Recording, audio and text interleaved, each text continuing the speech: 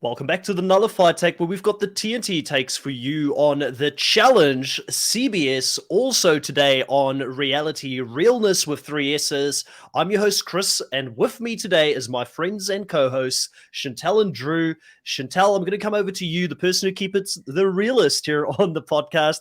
What do you think of the challenge CBS as we're approaching it now and we're getting closer to it? We're doing a bit of a fantasy draft here. Do you have a plan in place? Are you ready for this? Well, I am ready in the sense that I know all the players. I've watched all of their seasons, some of them more recently than others. So I think out of everyone, I may have an upper hand as to at least knowing what the vibe and the energy and potentially dynamics of people could be. So I do think I'm coming in here with a bit of an advantage. But I also, some of these players are from like Big Brother and Love Island. So I really don't know particularly if they're going to be able to really handle the caliber of competition that I'm expecting from the challenge. So, on Love Island, the type of challenges they do are like, what sex position is this? And, you see them kind of maneuvering around in different, wheelbarrow or whatever. And then, you have on Big Brother, it's kind of like carnival games where you're throwing things or memorizing things. It's a little bit easier in comparison to what I'm expecting from the challenge. And so it will be interesting to see how these players are able to adapt with a little bit more, like the comp beast of Big Brother is not going to be necessarily a comp beast on the challenge. So I'm really interested to see how well or how not so well some people do. So I'm looking forward to talking through this with both of you. Obviously, you guys are both experts as well. So yeah, I'm great. I'm really happy to see what kind of draft team I'm going to have and kind of I'm fearful of who that you guys praise. value. I'm fearful of that praise you're putting on us here as we go into this one because, I feel like Survivor, I can hang. Big Brother, I've got a good understanding of the Big Brother players. Love Island is where it gets a little bit lost for me. And I think, Drew, you may be in the same boat as me, but how are you feeling coming into this fantasy draft that we're doing here? You're the reigning champion for All Stars 2. As we're doing this, we're pre-recording it because we want to make sure that this, normally we love to have the live available and in the chat with us as we pick different people, but we're very aware that things are happening a little bit differently here with CBS being out, and we don't want to get spoiled accidentally before we go into this thing. That's why we're doing it early, because we want to make sure that the purity of the draft is still in place. But how are you feeling, Drew? You're still the reigning champion as we record this currently. All the pressure should be on you.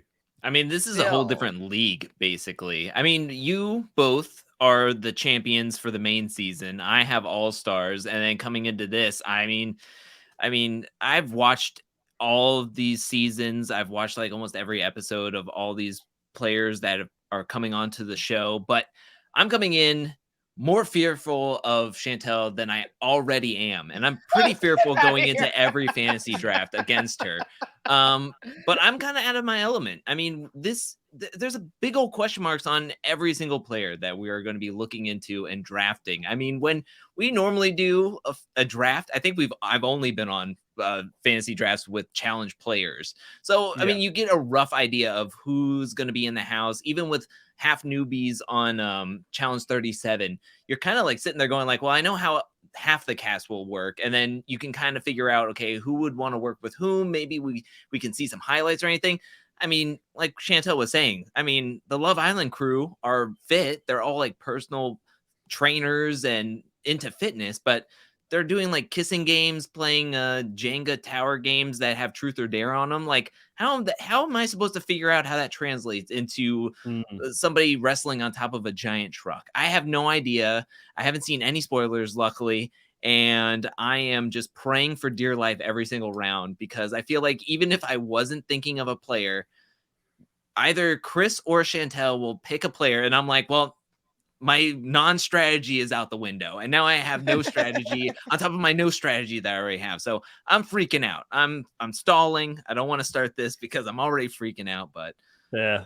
And you also know that I'm not, opposed to changing it on the fly. Sometimes the best strategy is to have no strategy to come into these fantasy drafts and to just pick whoever, as you go through them. But I do hear what you're saying about the Love Island folks. You know, I kind of look at some of them as potentially like a Gabbo from last season on this season where they're gym fit, you know, but are they really going to be able to implement that fitness into the actual show when they're out there? Yeah. That's the big question mark. Do we have, just before we get into it, and this can be quite brief, as because I know we've got a lot to talk about as we go into the fantasy draft, do we have any kind of point of reference of anybody that has come from Love Island before that have done a challenge, and how have they done? And how closely would you say Love Island and Are You the One sort of translate to each other? Is it kind of the same type of show? Because I know we've had some people from Are You the One do reasonably well on the show. I don't know. I feel like the people on Love Island seem taller. I don't know what it is. Maybe it's just because I'm thinking of Amber M, and so she seems quite petite. I know that obviously we got Cam from Are You the One? We have Tori from Are You the One? Nelson, Are You the One? Amanda. I guess those are actually kind of tall people. I'm just only thinking of Amber M. Where's Devin and Tori from? Are they from Are You the One? Devin's from Are You the One? Yeah. Mm-hmm. And Tori as well? Yes. Correct. Yeah. So, I mean, there's a few players UK, there. Though, we have Kells is from... Wait, no, just kidding. Kells is from Too Hot to Handle. Lying. Yeah. Priscilla is from Love Island. Yes. Is that the Theo only Campbell. person? Oh, Theo, Georgia. Nicole Bass. I never look into her name before I ever say it, and it's been like I never say her name because she never comes up in conversations. I don't even remember who she is, which is wild. Nicole. It's the girl with the glasses, isn't it? The one that broke the other girl's arm one season? Is it a different Nicole? That's Nicole Zed. Okay. She only had one season. It was War of the Worlds 2 in season 34. She went up against Jenny West, and they had to do that whole, like, there were puzzle pieces at the bottom. They had to climb the tower, and she couldn't even climb back up to the tower to, like, put her puzzle pieces up on the thing. It doesn't matter. She said that there was only 50 seconds and 3 minutes. Remember that trivia challenge? Yeah, I do remember that. That's her claim to fame. Is wow. Well, I guess, you know, the reason I bring it up is because there is a few people that have come from dating shows in the past that have made it onto the challenge and have performed reasonably well, but we don't know how this is going to translate coming into today, but it's just something to keep in the back of our heads, I guess, as we go into this. Something, though, that I think that Are You the One would have an upper hand is because it's in the MTV umbrella. And so they were probably familiar with it kind of being the gateway show to potentially getting onto the challenge. So they might have had ulterior motives. I mean, like, hey, maybe I can get onto Are You the One? Maybe that means that I'll be able to get on the challenge. We know that Corey, I know he did the Real World, but he ultimately wanted to be on the challenge. And so they might have a better idea of the challenge.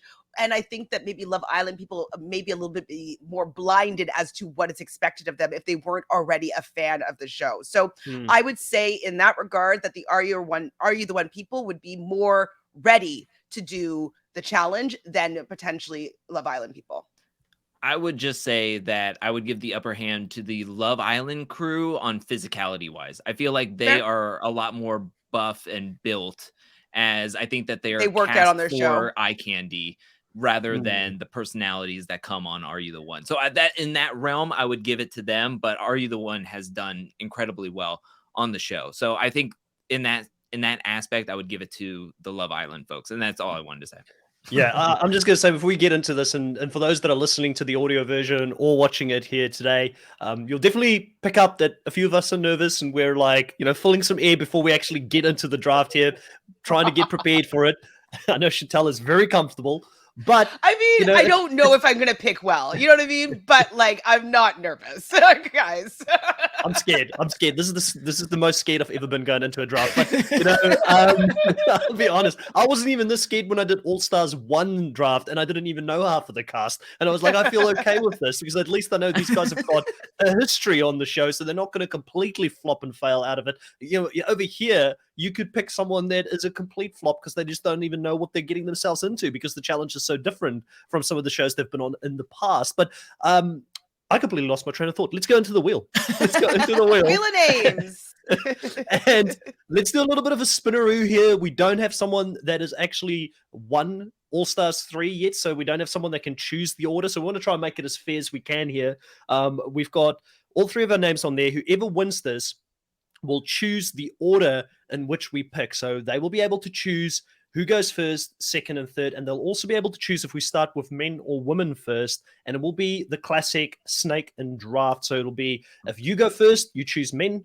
It'll be that you get the third woman pick in the next round. So it'll go up and down through this here. So let's get into it. Let's spin this here. I don't even know if I want to win this, to be honest with you. It's so much pressure. All right. Almost. Oh no, I jinxed myself.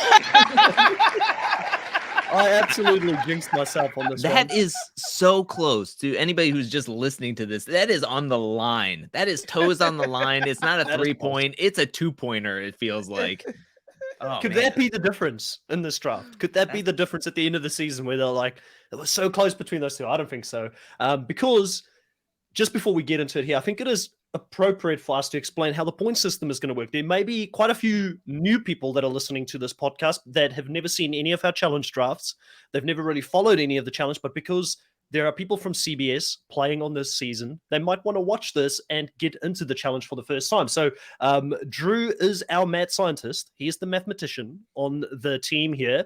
I'm going to hand it over to him so he can explain how our draft point system works, and we'll share a bit of a spreadsheet. This is all Drew's work, but you can talk us through how this is going to work. And then obviously we may make 1 or 2 adjustments when we find out what the actual format of the show is, similar to All Stars, where we've just found out that there's going to be a sabotage, which now complicates the point system further. There's going to be more than one person safe that's going to be in the authority. But for now, prior to the season starting and not knowing the format, this is our point system. And we try and keep it really, really fun here. So it's not just the plain old boring who wins the season outright. And different people have got a chance to actually win this. So over to you, Drew. Yes. So on the spreadsheet, we have the settings up at the top left-hand corner. This is going to be our basics, and this is this is pretty much what we did for the Challenge All-Stars 2. Is pretty basic until we know some of the more context, and maybe there's some extra like format stuff that we can spice it up and make it actually fit for this challenge season. But I have a feeling that it's going to be pretty generic kind of format coming into the first challenge CBS. I don't think they're going to try to get too complex, or at least I hope they won't get too complex with the format. But so we're going to have confessionals at 1 point. So if anybody is getting on screen with a green screen in the background, their face is, and they're talking directly to the camera, your player will get 1 point. A daily challenge win will be 5 points. An elimination win will be 3 points. Kissing and making out will be 2 points. Arguments and drama. Oh, I hope there's some arguments and drama. 2 points. If somebody DQs, that means they pull out of a daily challenge. They can't do an elimination, or they have to be pulled out of the game entirely. Your player will get -2 points. If your players make it to the finals, you'll get 10 points. And if your players win, then you get 50 points per player. So anybody could have a winning player on their team. 2 people. I don't know if it's going to be only 2 people winning. If we come to find out that there is like a second place and a third place, maybe we can add in some extra points there. But for now, this is the rules. And we also have some bonus that'll come later on in the season where you'll get plus 25 points for a player that has the most confessionals. So whoever has the player that has the most confessionals from the season, your player will get plus 25 points. The most daily challenge wins, the most elimination wins, winning phases in the finals if there's a multi-phase final, and then most points heading into the finals. You're bound to get plus 25 points. So we're trying to make this as fun, as many points as we can possibly score, and it's not leaning so heavily on just whoever wins this draft. We want to make this as fun as possible, so that way everybody has a shot of making points, even up to the very last pick in these drafts. Yeah, this came off the back of me going into All-Stars 2 with 1 player going into the finale, I think, in Durrell. And we were like, oh, we might need to look at this. We might need to workshop a little bit and come up with a different strat. But I mean, it is a lot of fun. If you're listening to the audio version of this and you're a bit confused, don't worry. A lot of us, myself and Chattel, might even be a little bit confused still. And we're doing our 3rd draft on this point system right now. But it's a lot of fun. We will talk you through it throughout the season as we continue. I think, without further ado, let's get the draft board up. And I've got a decision to make. And yeah, stop stalling. Let's get to it. Yeah, so I'm gonna take on the responsibility. I'm gonna put myself in first. Ooh. I'm going to put Drew in second, and I'm going to put Chantel in last place here. And the Wow. reason for it is because I do think Chantel has got the upper hand here. I really think you've got more knowledge, so I'm trying to put you at the most disadvantage coming into this draft. Sorry, Chantel. That's I am okay. competitive. I So, like winning against all odds. So yeah. wherever you Yeah. place me is perfect. Now, for me, I'm gonna start with females, not men. I know we normally start with men, but I feel like for me personally, with the females this season, I feel like there's less that I'm very confident about, so I don't want to lose out on the first female pick. I think with men, there is a very big variety that could do extremely well this season. So, due to that, I am going to start with females, and I'm going to take someone off the board here right from the start that I think this season.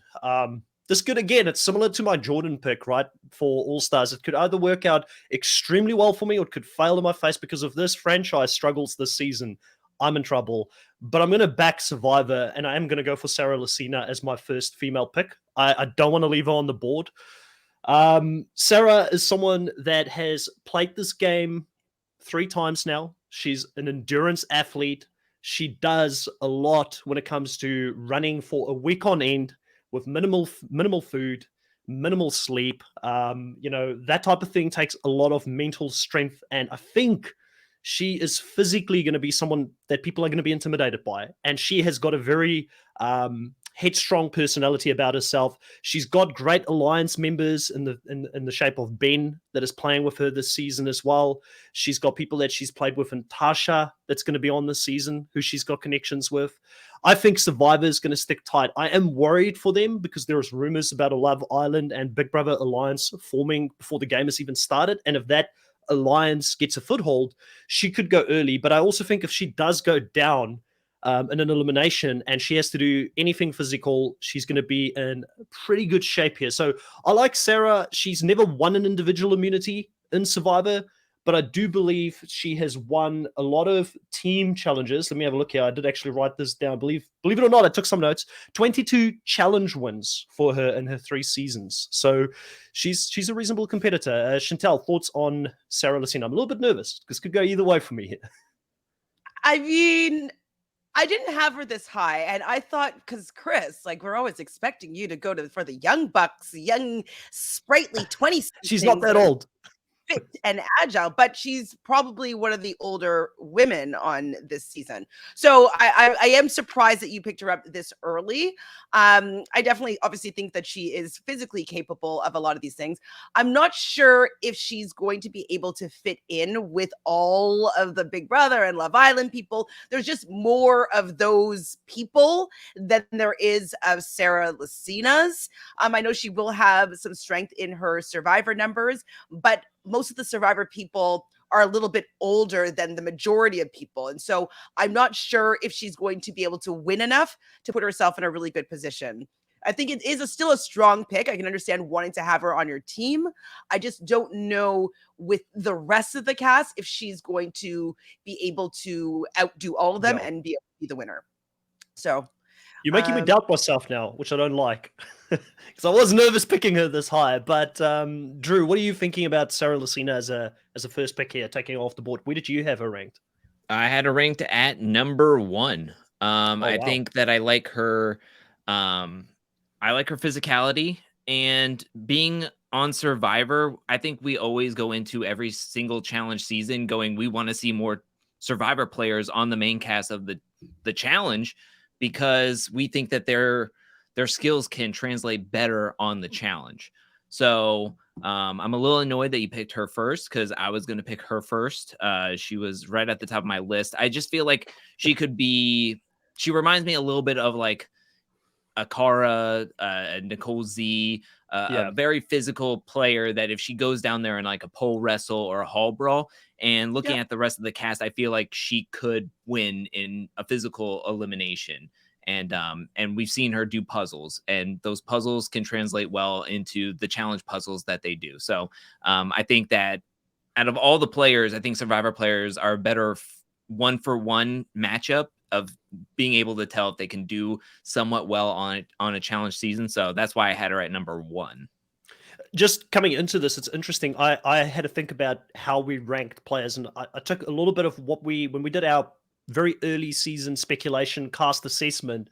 Both of you spoke highly of her as a competitor in that as well. So I also thought you would pick her pretty high. So it was, for me, it was between her and one other person that I won't, unless you can remember that, I won't talk about the other person that I had a high opinion of in that CBS round. But I'm sure they'll probably get picked up because, in my opinion, there's probably about 5 women that I think really stands out for me, and she's one of those 5. So she's out of the I guess rotation here now. Chantel, we're going over to you for I the thought it was second third. pick.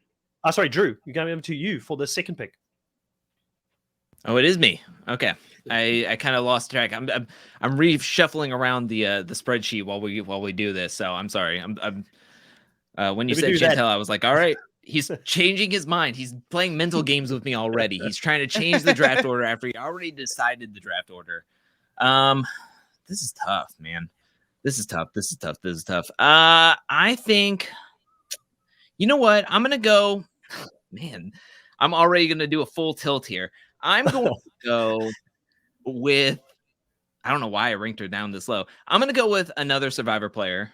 Again, I was talking highly of the Survivor players. I just think that they have a better skill shot of doing better on a challenge season. And I'm going to go with someone who I was a big fan on both of her Survivor seasons. She played well. She was able to win a lot of individual immunities.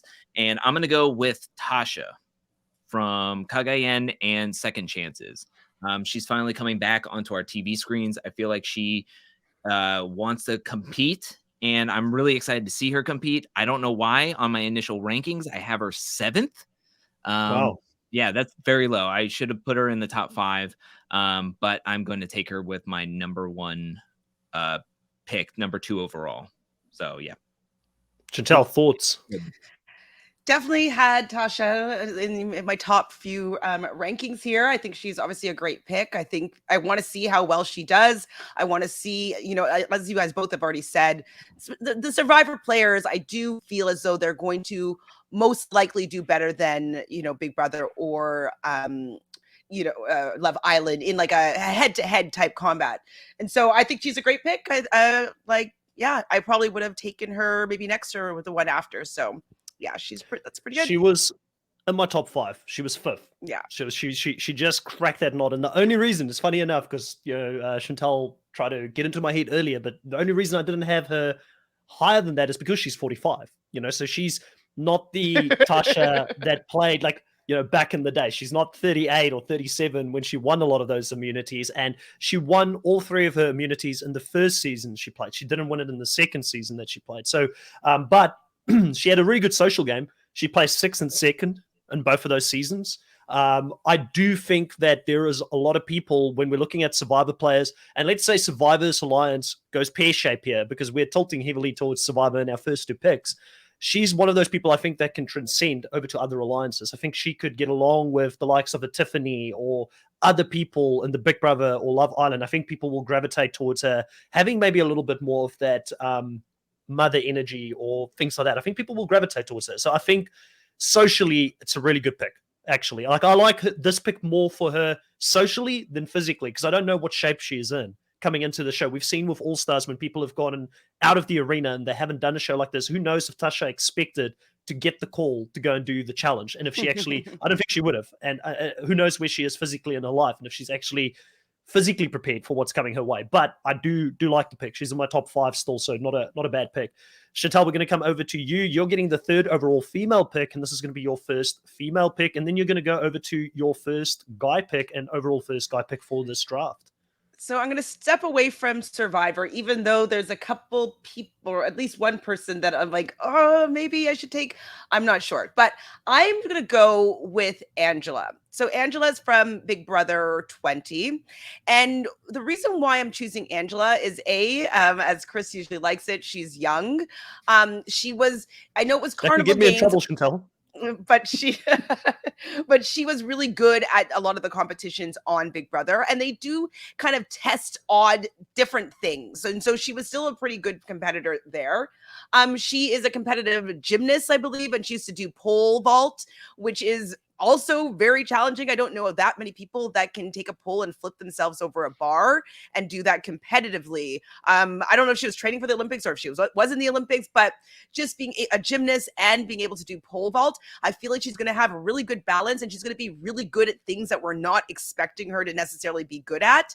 And if she has the mind for Big Brother games, that puzzle element might come into play, and she might be really well-rounded. So I didn't want to let her get taken off the board any further down, because I do think that she is somebody that could win a lot of dailies. I feel like she would be surprised, but like she'll be very good at a lot of things, and I wanted to make sure that I had her on my team.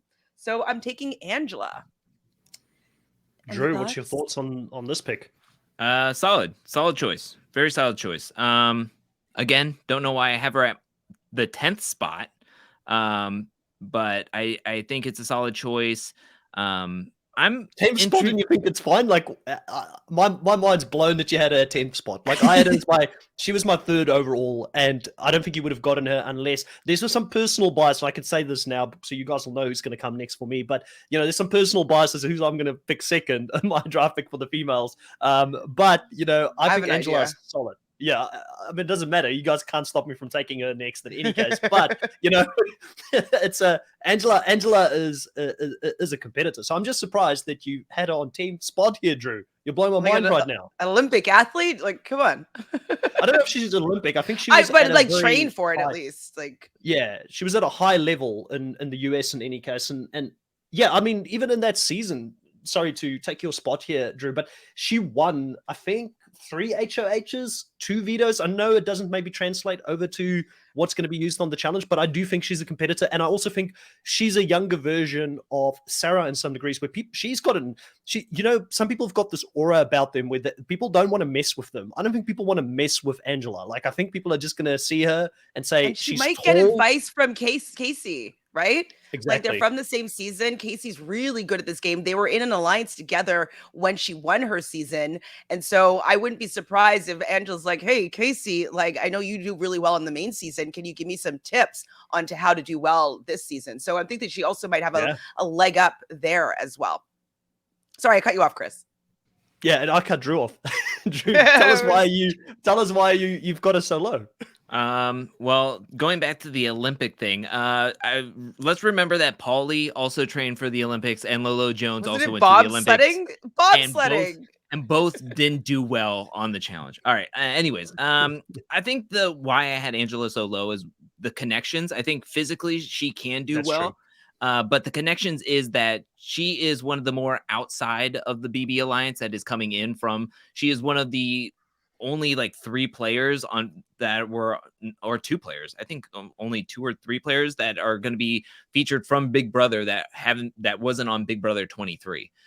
So I was worried for her that if push comes to shove, she could be caught in the crosshairs or crossfires that, we're going to take a shot at Big Brother, but we're not going to take a shot at the Big Alliance or the Big Brother 23 Alliance. We'll take a friendly fire shot at Angela. I'm not saying that she can't win eliminations, but I mean, if she gets thrown in over and over and over again, that could be worrisome. Smarter. But I mean, I feel like she's going to be playing smarter. I feel like she's not necessarily going to be like, I'm team Big Brother. I wouldn't be surprised if she kind of branched out and not necessarily latched onto those people. But we'll see. It could be a weakness or a strength. It could be a weakness or a strength, because it could definitely be a weakness or a strength, because if you look at the Cookout Alliance, it's such a public alliance. It got, headline news in America. So even someone like, I don't know, whoever hasn't been in this realm of reality TV for a long time, I'm sure they would have heard about it. So they'll come into the show hearing, the Cookout Alliance, the full alliance is basically in this game. That could either put a target on them or not. You know what I mean? So for Angela to not be a part of that alliance directly could work out in her favor, where she can shift between different factions. So I agree with you, Chantal. I think I like this pick, and you picking her, and all 3 of these women being on my top 5 that I said there's only 5 that I think really stand out for me. I think I made the right choice to pick females first here in this draft. I'm very, very happy with that choice. You're probably going to get your next best point in next pick.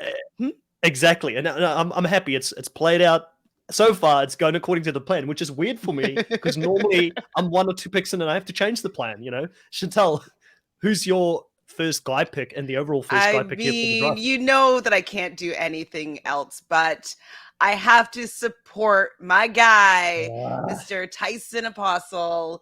You know, he is older, absolutely, but he's always been good at stuff, good at challenges. He still plays pickleball, as far as I've been hearing.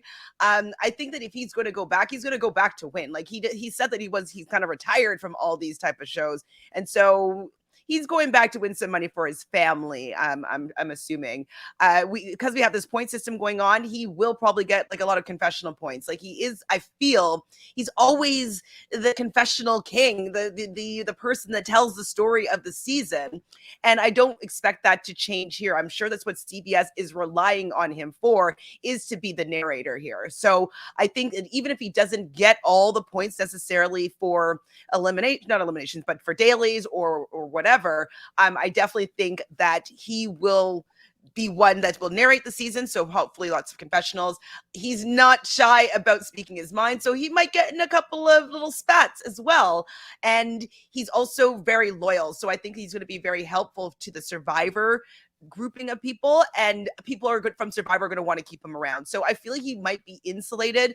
Hopefully some of the other players are going to be a little bit starstruck with him and not want to get him out. So I'm hoping that Tyson will stick around for a while.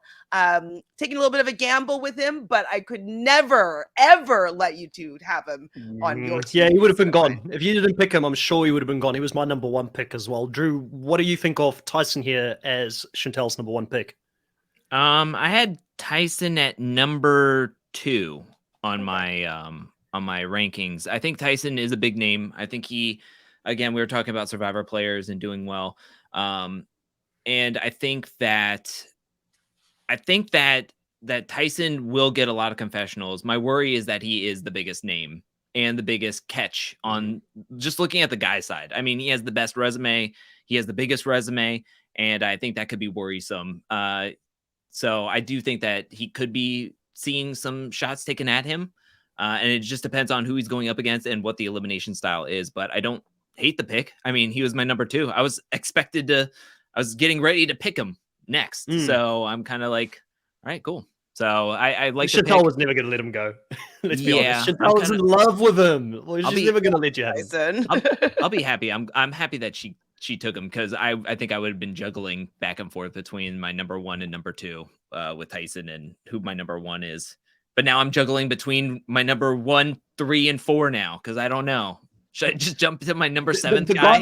The guys, I just want to have a quick chat about Tyson before we go on. And, the guys, that's why I said, I think there is at least 8 or 9 guys that can win this season. I think there's a really big variety of guys that can do well this season. So I hate the fact that I'm losing Tyson here, but obviously when I made this choice, I knew that could happen. I could be selfish and go for Tyson off the bat, or I could think about it, and I know Chantel would have never forgiven me if I did that, but I would have.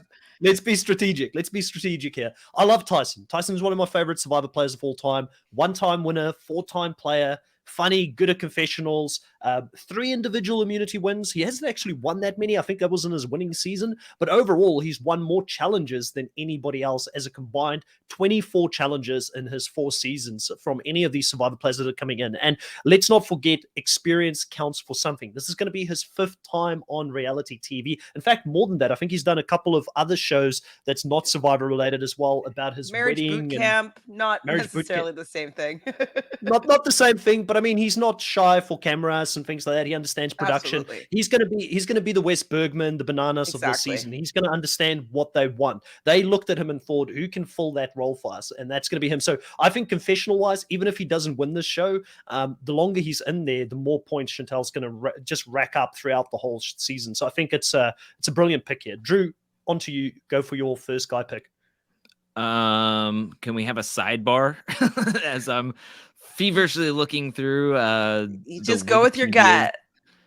See, that's the problem. What do you feel? My gut is go with your number 2. You already put that down. Or your number 1. Your number 1 pick. You have the chance to take it. He's like, is Drew like me in this? I mean, I feel like I came in with a plan. Drew had a plan. Now he's throwing it out of the window, and we're only in pick 1 for the guys. So the the problem is what we were talking about. I don't know, were we talking about it during the recording? I know we were talking off the recording, but the whole trying to figure out what the Love Island players will do. They're young, they're big, they're buff, and my number one is a Love Island person.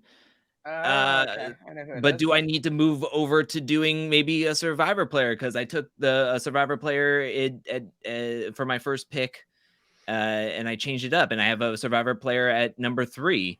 And Well, who I do you definitely think don't you want to do would number most 4. likely get back? That's what I would probably do, right? I don't Like think out of the 2 players, do you think you have a chance of getting either of them if you leave them? Is basically how I would look at it.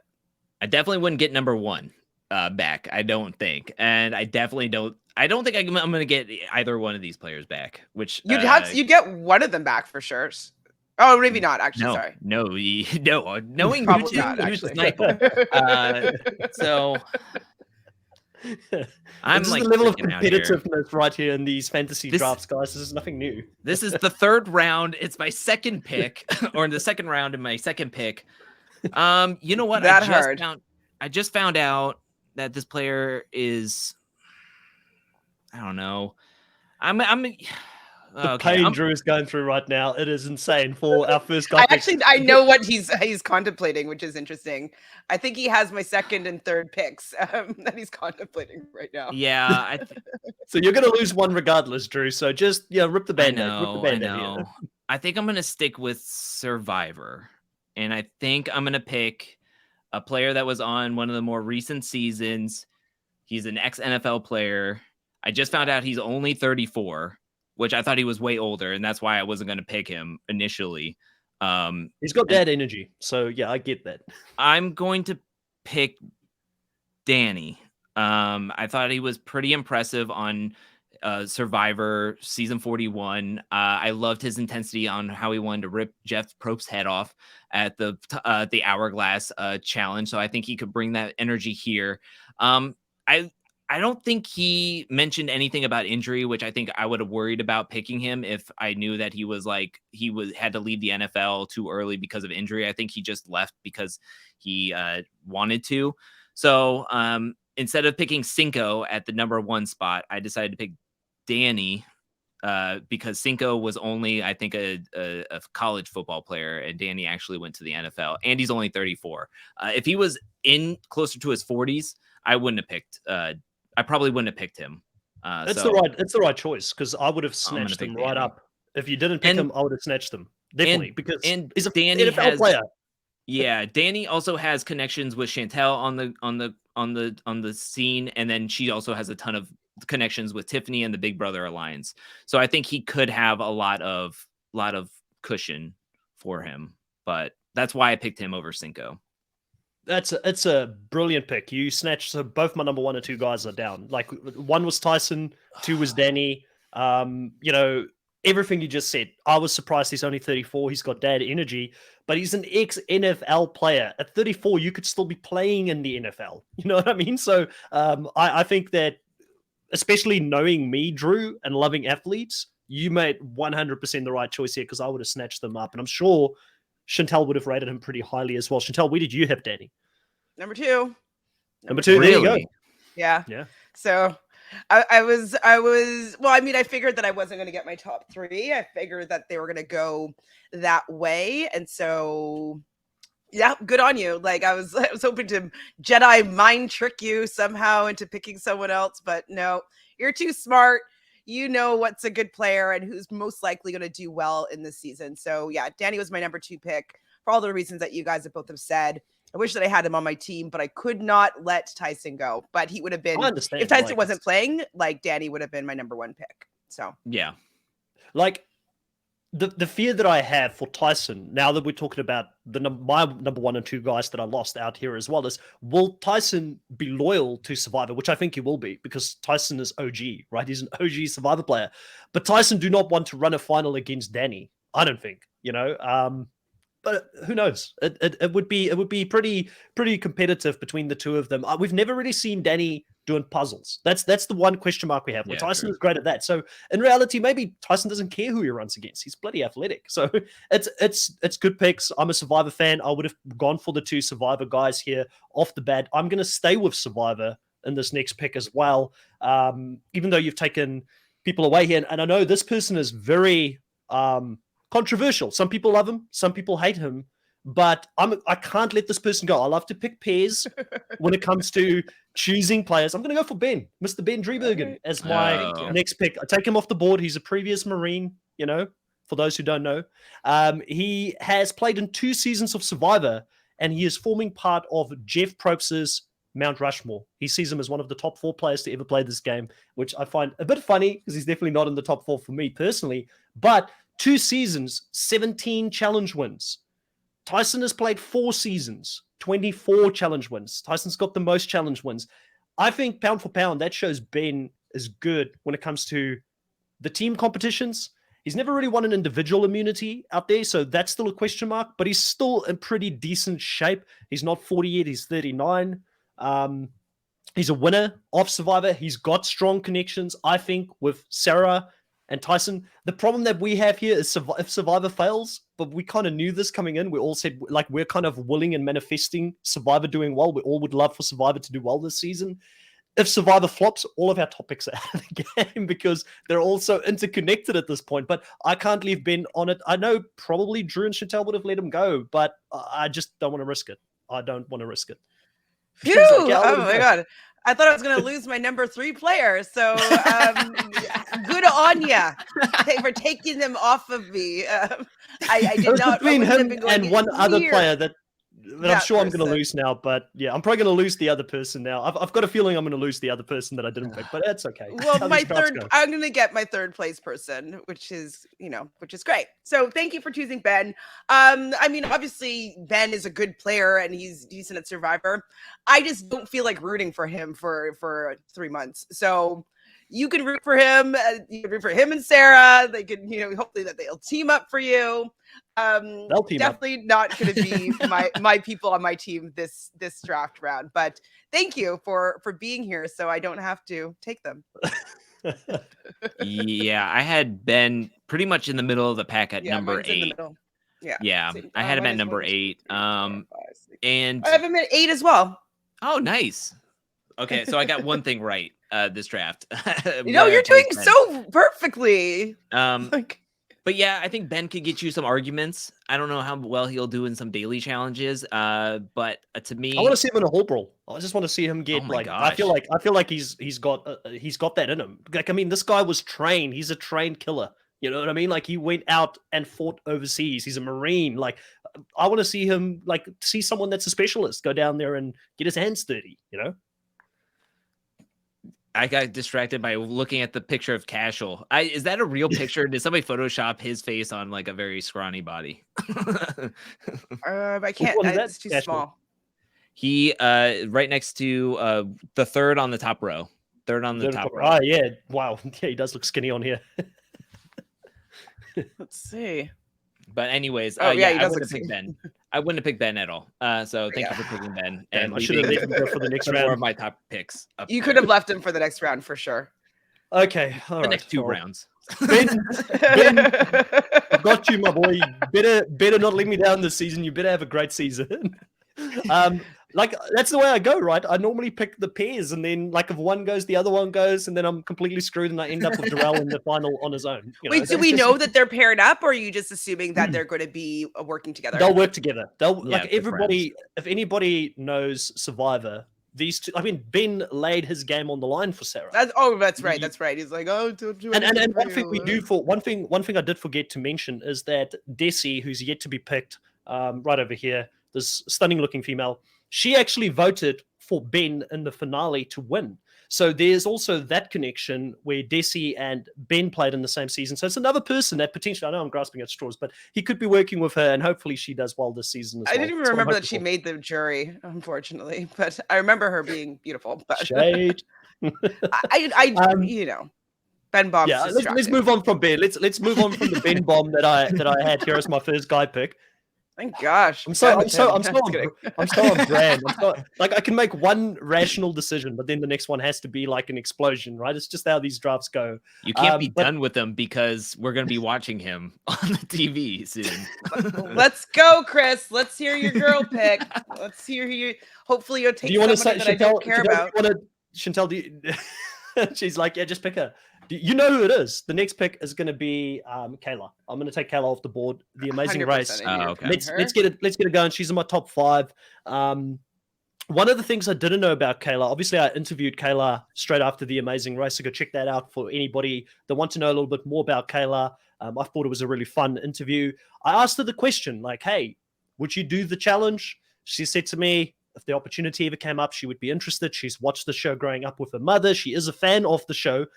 I think she may be the only fan that we know of publicly of the show playing this season. So as a fan of the show, I want her to do well. But one of the things I learned later on when I interviewed Raquel is that Kayla actually played D1 soccer, and she is a pretty high level athlete as well. So I think physically she might surprise people. She's got a massive, like, again, I'm taking a lot of high risks here because she's coming in with not a lot of contact. She hasn't been in the reality TV world for very long. So coming into the season, we don't know who she knows and who she's going to fit in with. But the positive thing for that, similar to Angela, is that I don't think she's got any allegiances to anybody. She can play this game as a free agent this season and go wherever the power is. And I think that might suit her, where other people, like a Ben and Sarah, for instance, they're going to work together. When it comes to the Cookout Alliance, they're going to work together, or the majority of them are going to work together. So I think that will allow us some flexibility in the game. She does have a great dry sense of humor that we just got a little snippet of on the Amazing Race. They didn't give her enough moments, where I think that if that translates well into the challenge realm, I think she could do really well. I think she's one of the few people that are going to come into this season who would actually want to go and play the main show as well. So again, I want her to do well so she can maybe translate over to that. And she also formed part of statistically, the second most successful team in the Amazing Race history when it comes to finishes on the show. So getting second place in a very recent season, I think she's got that killer instinct that she had from the Amazing Race. She hasn't been in retirement for like a couple of years, coming back to do a show such as this. So for all of those reasons, I pick Kayla here. And I am biased. She's a really nice girl. I mean, we've had a few chats. She's nice. I don't know anything about this season. She didn't even tell me she was going to go on it. She kept a poker face, but I want to shout for someone that I've actually had a conversation with. So that's why I'm picking Kayla this high. So maybe a little bit of personal bias, but I think she's top 5 for me. I had a feeling that you were going to pick her. I thought you might have picked her first. So I was surprised that you had let her go. She's definitely one of my top picks as well, especially she's competed recently. She's in good shape. I think that you mentioned to us that she would want to be on the show. So I thought that she would be definitely somebody that I'd want to have on my team and rooting for them. So great pick. She was in my top 5. Absolutely. Good on you. I'm impressed. But actually, I assumed you were going to pick her, though. I left her out because I thought maybe there's a chance. Like, I thought there's a slight chance she's not going to get picked in the first round. So I had it wrong with Ben, but I had it right with Kayla, which I'm happy I made that call. Drew, thoughts? So I have some spicy takes. I have her outside my top 5 at number 6. Yeah, for everything everybody has already said. I mean, she was just on The Amazing Race. She performed spectacularly. She was amazing on that season. She did well to get second place. She did fantastic. She's smart. She's athletic. She wants to be on the challenge. She knows about the challenge. I think the only thing that kept her out of my top 5 is not knowing the connections and how the mystery of the Amazing Race players. There's only 3 of them compared to every other show that's on this season who have significantly more amount of people and numbers for them. So that's the only worry coming in when looking into someone like Kayla. But I think that she is very strong, and I would have gladly picked her if she fell to me in maybe like a later round. Next round. Yeah, next round. Yeah, definitely the next round. I had to take her. I would have to taken take her probably this round. Yeah, definitely the next round. So yeah, again, me not knowing where to place anybody or rank anybody, I have her outside the top 5. All right. Drew, we're coming back one? to you for your second goal pick. I am freaking out. I'm juggling through my 2 through 5, and the 5 is 2 Survivor players, 1 Love Island, and 1 Big Brother player. I mean, it's all over the board. I'm all over the board here. Man, see, I don't know too much about my number 2 player, or not as well as I know about the more recent player that played that I have at number 3. I think I am going to go with my number 3 player, and I'm going to stick with a more recent player of Survivor, and I'm going to go with Chantel from Survivor 41. She played alongside Danny. They were in the same alliance. She got 8th place. The only thing that, because I don't think my number 2 is going to drop to me, the only reason why I didn't pick Desi over Chantel was the distance between her last time we saw her on Survivor, and I did like that Desi did have at least one individual immunity win where Chantel doesn't. I just feel like Chantel is more connected. And so I want to go with the connections. She's going to get some confessionals. She can maybe stir up some drama here. So I'm kind of going for the confessionals with her. So that's where I'm going for. Maybe we can get a cool new theme song, challenge CBS theme song. I hope we hear it, and I hope we hear it on the challenge. That would be a lot of fun if she does that, and the real ones will know. The real ones will know Chantel. What did you think about Chantel as this pick here from Drew? I actually didn't have her. She was in my bottom third. It's only because I just don't know how physically adept she is. I don't know. She's got a condition, right? Is it? She's got a. Is it? I forgot the condition she's got, but she talked about this on Survivor, where she was surprised she could last Survivor because physically there's some medical thing that she has issues with. I think like her joints or something like that. So she spoke about that. There were interviews about it. She spoke about it after the season. So I'm a little bit, and maybe both of you guys don't know about this. I read into this afterwards when she spoke in her exit interviews that physically she was surprised she could get through the Survivor. So I was surprised when she actually even joined the challenge, which is going to be physically a lot more taxing. I think she's brilliant strategically, and I think she could easily jump in between alliances. I think she's friends with a lot of the people from the Cookout Alliance from what I've seen them hanging out outside of the game. So I think she's got different directions she can go in. But what happens if she gets into an elimination? That's my fear for her. Sorry to jump in. Yeah. And it sounds like both you weren't aware of that. No, I wasn't aware of that condition. But I just don't feel as though she... like I could see her going toe to toe with many of the women on this particular cast. I don't know if she has that kind of fight that sometimes you need in the challenge. You know that I don't love necessarily Tori, but Tori, she's going to go in and she's still going to try to run through you. I don't know if Chantel is going to run through you. I feel like she'll be a little more hesitant. So I just am not sure of how well she's going to be able to do physically.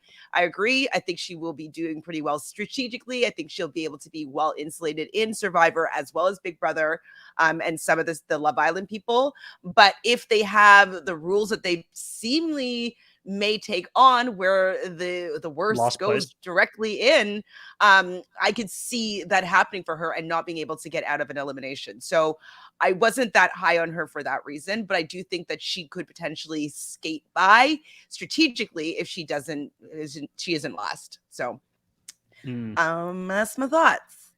Yeah, I mean, I don't have much to add to that. She was my 8th pick overall here, and the biggest reason for that is, like I said, I knew about the fact that she had this medical thing going on, so I'm really worried for how that's going to play out on the show, and I'm really shocked she decided to do this in such quick succession to getting out of Survivor and saying, hey, I was surprised I could even last in Survivor as long as I did. But the one thing I will say, she did win one immunity challenge in her season. She was part of 3 challenge wins overall. She's great TV. Like, I mean, that whole little theme song that we were just humming in the beginning, I mean, she added to a moment within the show. So I think the longer she gets an opportunity to play, the better for us as audience members will enjoy, I think, her personality on the show. So I think, I want her to do well, but I'm a bit afraid for this pick here, Drew. I have to keep it honest. Keep it honest for you. Chantel, next female pick, your second female pick this round. We've both had booby traps, Drew. I took Ben, so take solace in that. Yeah, at least I didn't do that. I'm not sure what to do here because I'm debating between my second and fourth pick. Now, my second pick, I don't know if they're going to actually end up doing well, but they are physically in really good shape. I'm surprised you still have your second pick up there. I do. I mean, we've been How picking low did you have poorly. how low did you have Sarah? Like, I mean, that to me is I a think shock. she was Sarah. No, she was pretty low, like 8th, I think. Is that just because you personally don't like her, or you didn't think physically she's not going to do well? I wasn't thinking that she was going to be well insulated, and I didn't. I was just like, I felt that other people were going to be better connected, that are going to get along better. Wait, she has 1, 2. Wait to make me feel great about my number 1 pick there, Chantal. Sorry, I mean, no, but when you talked about it, like I kind of understand that maybe I had her too low, but I didn't even think that I was going to get her at all. That's fair.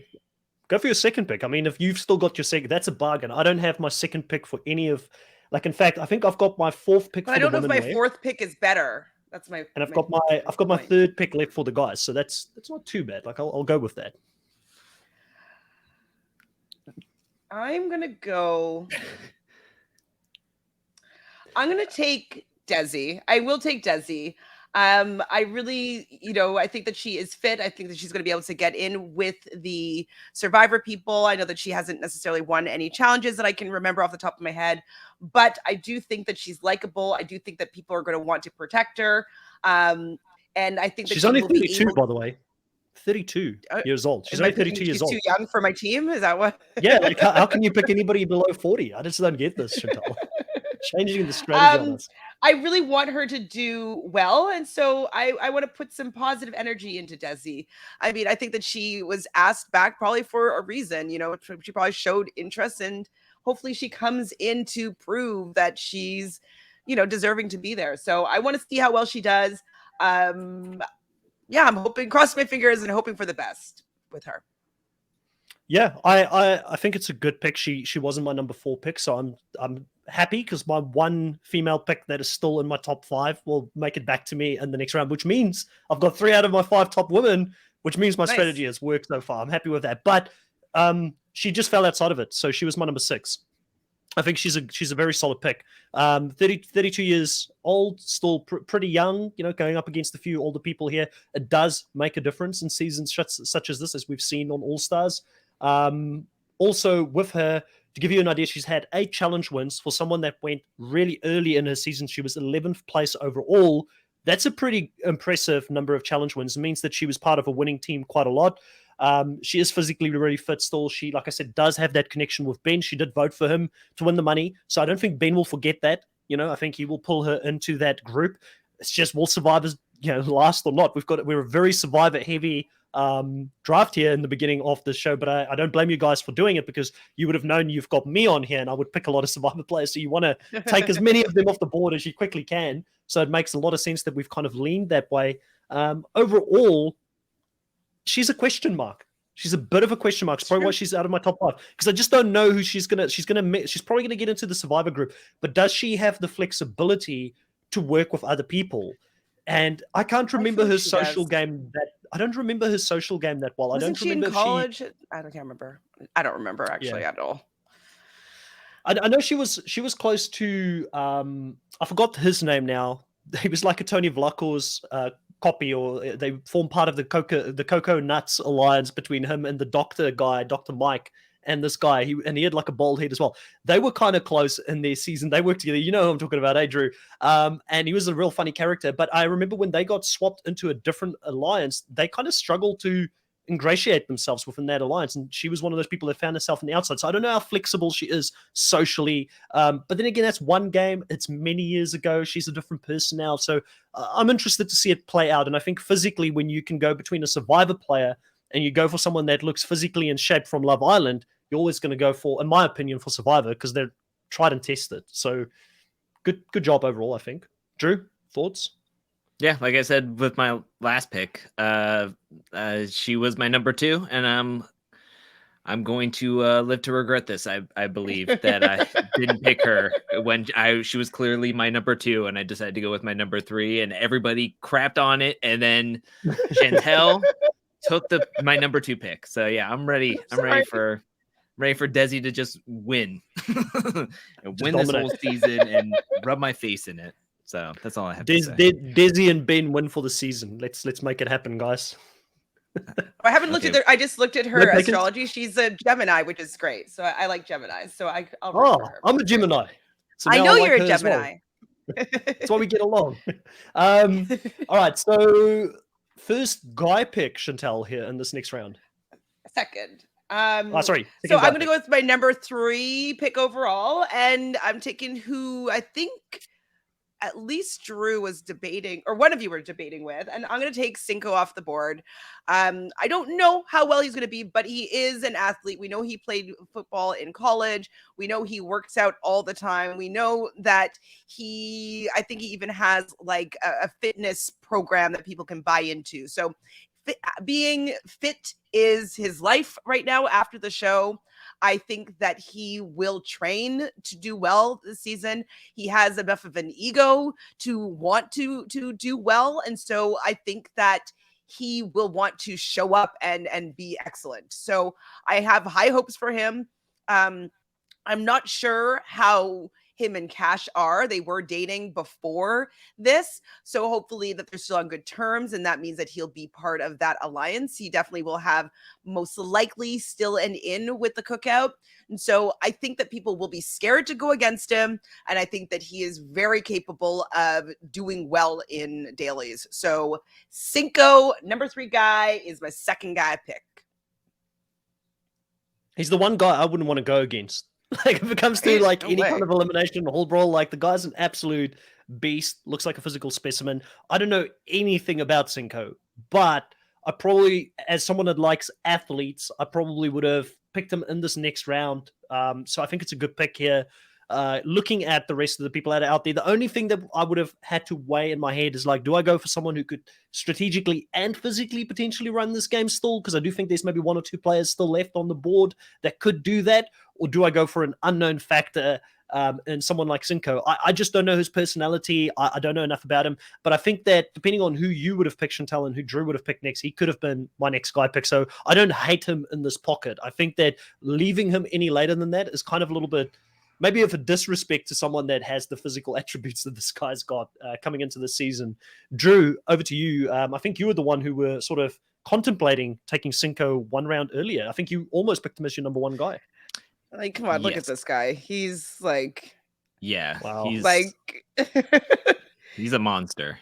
He's insanely athletic. Yeah, I was gonna pick him as my number 1 guy. I have him as my number 1 on the sheet, and I decided to go with Danny. I think Cinco is incredible. I think physically, I think he could take anybody on.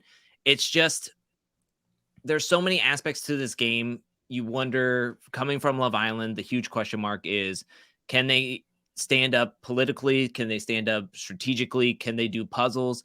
And I think there's a lot of question marks when it comes to Love Island, but I'm willing to throw all of that away because of how big Cinco is, and that even if he loses on a puzzle daily challenge, I could see him 100% going into an elimination against majority of this cast and taking any and all out in any physical competition. So I'm hoping that my last 2 picks don't come back to bite me, and Chantel wins this easily with my number 1 guy and my number 2 ranked woman that I had coming into this draft. But I think it's a fantastic pick. I mean, if she didn't pick Cinco, I was going to easily snatch him up. So good job. I'm also going to be rooting for him, even though he's on your team. So just throwing that out there. Thank you. Drew, I'm nervous. Who's your next pick here? So I know I've been flopping back and forth for the past 3 rounds. I've already crossed this guy off my list. I've already written him on the spreadsheet while Chantel was happily picking Desi and Cinco. So I decided to try to calm myself down with my spreadsheet. And I decided I'm going to just lock this player in and not look back. And I'm going to pick Xavier for Big Brother 23, a winner of Big Brother 23. He's physically strong. We know he can be strategic. We know he can do win competitions, which he won, I think, 3 HOH, and I think he also won some veto competitions. My worry is that he is coming in with Kyland, and they didn't leave off on the best of terms the last time we saw them on the Big Brother stage, which could mean I could get some argument points, which could be great. But I'm hoping that he comes in. He does have a lot of players from Big Brother 23 that he played with, which could be a good thing, could be a bad thing. I think it could be a good thing, at least to start off. And I think I trust in his abilities to go far into the game, especially physically. So that's why I'm going to pick Xavier. He's my number 4 guy, and I want to lock in and not double check, triple check, and flip flop back and forth. So I'm picking Xavier. Chantal. Don't worry, Drew. He was my number 4 guy. Don't you worry, babe. You did good. Obviously, yeah, Xavier is definitely really capable. He's in really good shape. He knows what it takes to win these type of games. He was a little bit quiet, we'll say confessional wise, and even strategically, he didn't necessarily push that hard. He was kind of like allowed people to kind of be more active in front, but that could be a good quality to have in this game because he has all those same people that he was working with. So let them be out in front, and I will just maybe, skate by to the end. And so I think he's a great pick. I had him as number 4. He's super physical, super likable, and good looking.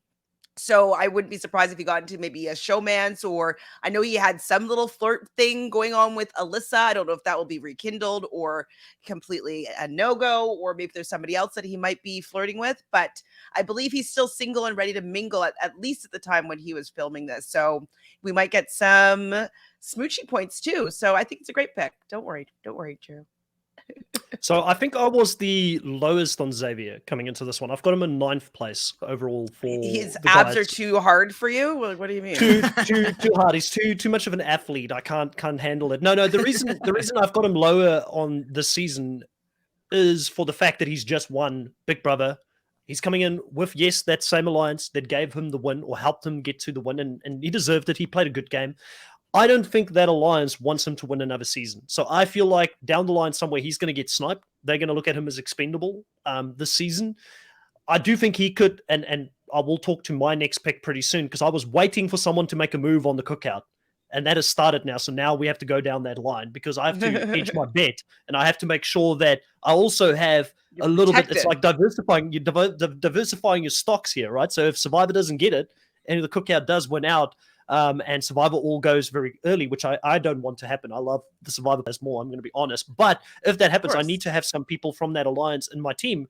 I think there's other players, like quite rightfully we've mentioned here, and I'll put him on the board while I talk about both. Kylan's going to be my next pick. I have to go for the other option within the Cookout Alliance.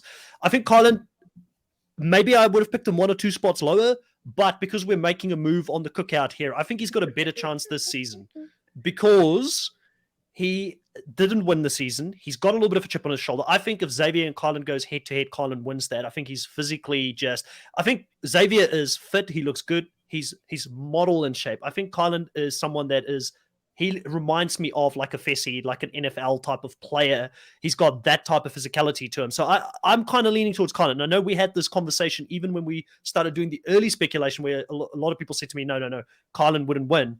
I kind of lean towards, I think Kylan's going to win this battle this season. I think and Kylan's that's why soft, I put Xavier a little bit lower. I think he's really soft.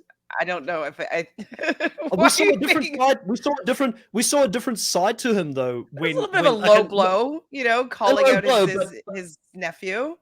Definitely, I'm not condoning it. I'm not condoning it, but there's a fighter within him. That's what I'm trying to say. So I think if you push him, he's going to come to play. So, and I get it. Listen, he's got 3 HOH wins, 3 veto wins, similar to Xavier, who has 3 HOH wins, 3 veto wins.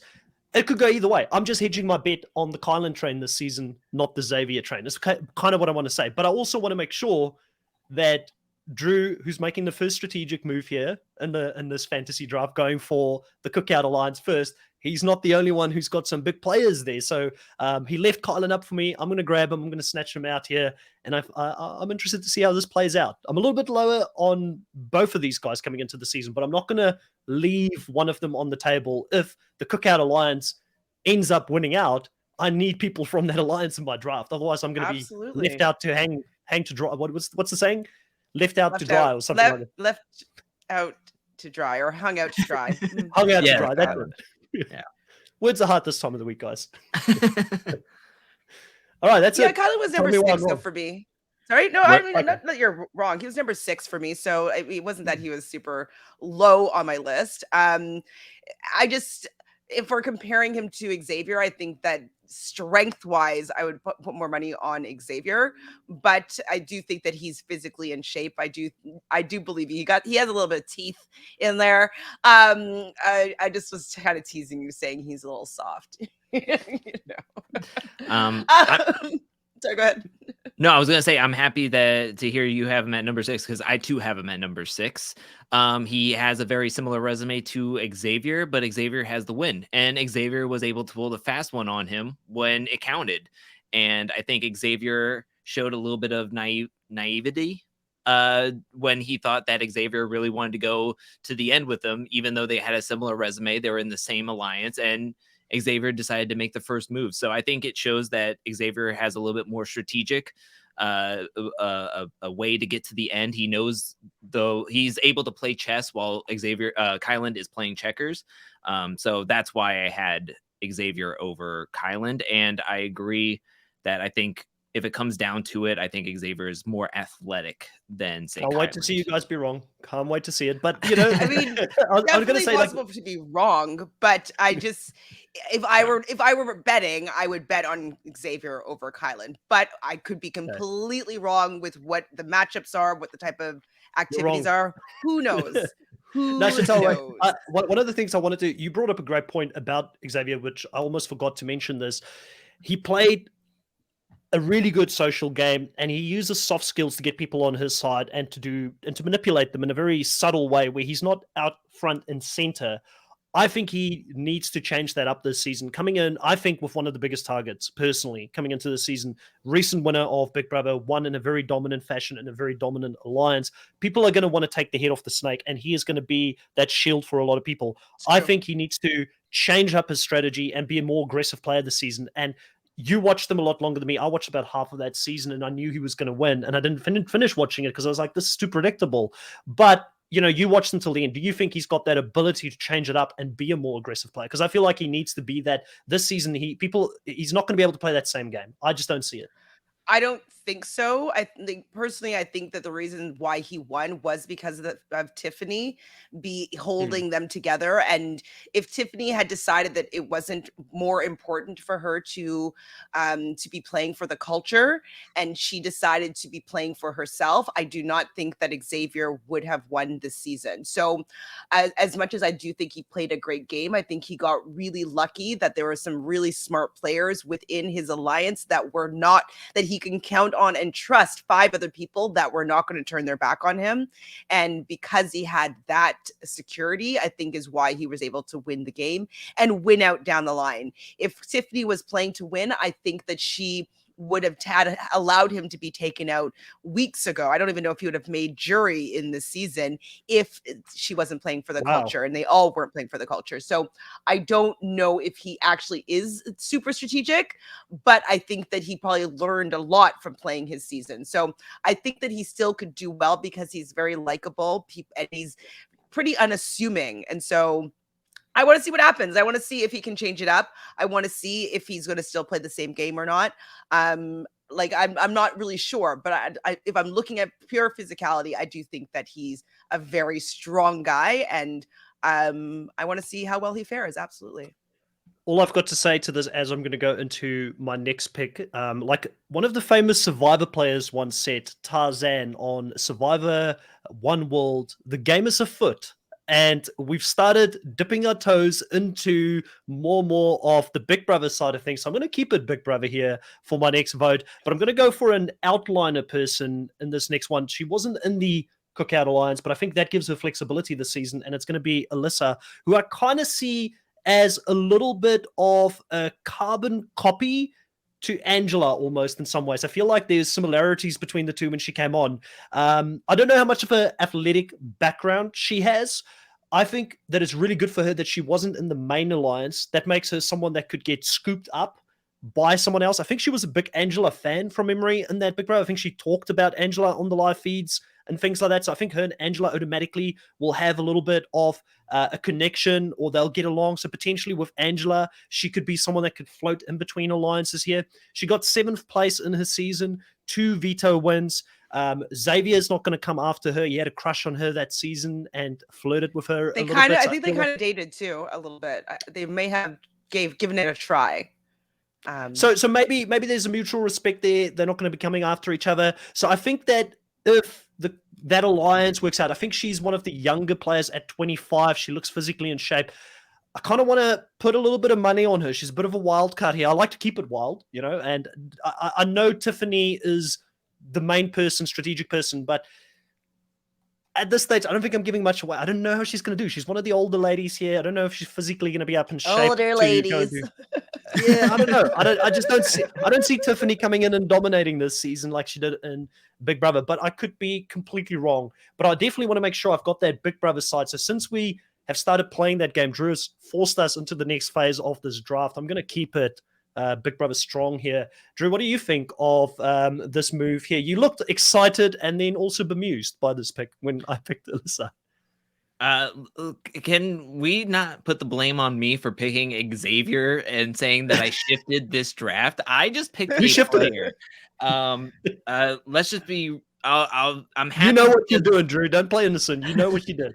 I'm happy that you picked Alyssa because my next pick is up for grabs and I'm next up. And then when you picked Alyssa, I was. Would it have come back to me? That's what I need to know. Would she have? Yeah, if I didn't pick her here, would she? Oh, well, it depends on what Drew does. But Alyssa, for me, 1, 2, 3, 4. She was number 5 for me. So I definitely was thinking that she might do well. I don't know. She's not super physical. Why are you so? What are you making the face for, Drew? Because I think my rankings are way worse than you guys. I had her at number 13. Wow. I understand that she's super skinny and like kind of petite, but she actually was pretty good at knowing the strategy, and she kind of got locked into a bit of a showmance, and so she wasn't able to play, I would say, as hard as she would if she was on her own. She was on the block at first, like she was first nominated, and then she was able to get all the way to 7th place, and the only reason why she went out of the game at that point was because the cookout is right there so strong. The 6 members of the cookout left, and so there was no way that she was going to be staying with them having their mission. So I just think that she is very capable of finding some guy to protect her, because she definitely is really capable of, getting into some sort of flirtmance, relationship, showmance, whatever. But then she's also been decent at competition. So I wouldn't put her at number 13, but I can understand her not going super high because she isn't that physical. Yeah. So you said that I'm talking to Chris. That she reminded you of Angela in some ways. When I looked at her, I instantly thought of Amber M from the Challenge 36, and thinking of Amber getting rocked by Amber in the hall brawl. That's the only thing that played off in my mind. Yes, she wasn't in the Cookout Alliance, which could be good. It could also be that she's not fully in with everybody else in the in crowd with her own Big Brother players that she played with. So that's why I have her at 13, and take whatever I say with a grain of salt, because this isn't in the challenge realm yet. And we're just speculating here, right? Like there's a lot of speculation happening here today. I mean, we don't know what's going to play out there. It could be a strength or a weakness for her. I'm leaning towards they need her as a number in this season, and that they're going to try and keep the numbers strong, and hopefully she's got flexibility. Chantal, any final thoughts here on Alyssa? I know you said your overall think she wouldn't have come back to me. No, I don't think so. Because if I have her at number 5, most likely I would have received her. So especially if knowing that you had her at 13, I would have taken her next. So I've got my number 1 female, number 3 female, and number 6 female currently. That's how this has gone for me so far. So I'm okay with that. It's not a bad start to the female side. And that's what you should expect, right? Those would be the numbers that you should be hitting. So if you start first, so that's great. And I think that's the importance of having the females as the first pick this draft. I think that might just be the biggest play towards the end of the season. If it works out the way I think it may work out. Drew, we're going to come over to you for your next female pick. How does it feel over there in the middle? Have you ever been in the middle of one of these? Yeah, I think once before, I've right? only been in the middle except for Challenge All-Stars 3. One. Yeah, because I got to choose the order. I was always second. I was always playing second fiddle. I'm going to pick my number 4 pick, and again, take that for what you will, because my number 4... So my number 14th pick. Yeah, pretty much. I'm going to pick someone from Love Island, someone who I rooted for in their season, despite the season being not the best season. And then it was a heartbreaker from when the real truth came out about her relationship and the guy that she won with. And she is a winner. And I'm going to pick Justine from Love Island season 2 when they were on top of a Las Vegas hotel. Yes. Yeah. Just double checking to make sure I'm not putting the wrong person up there. Okay. It took me a while to know you were asking. So I thought you were just like, oh, look at her dance. Like, yeah, this is the pick. But yeah, I just like Justine. I like her outlook. I think she's going to be well connected. And yeah, I just really like her personality. She was really, I think she did an interview with Bailey, and she was also on the challenge at one point. She is connected. She has been to parties with the Big Brother players, with the Survivor players. So I think that she could go far. And I like her physicality wise. And yes, end of discussion. That's the end. I didn't know how to stop it. I was just like, I don't know how to stop. I really like Justine. She was in the middle of the pack for me pick wise, just because she's just very nice. She's capable of being like having good balance potentially, because she does a lot of dance classes and she does dance videos and stuff like that. So she is in very good physical shape. I just don't know if she's going to be good at. Oops, we got you on mute there for a second. I don't know if you accidentally hit it.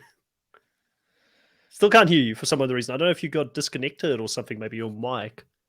I really wanted to hear from Chantal, Drew, because from my end, I know very little about this. This is where I'm gonna get in trouble, is the Love Island people, because you guys can pick up money for jam here, because I'll probably end up picking a Casey, which didn't do too bad for me in the season that I picked her, but I just don't know what I don't know.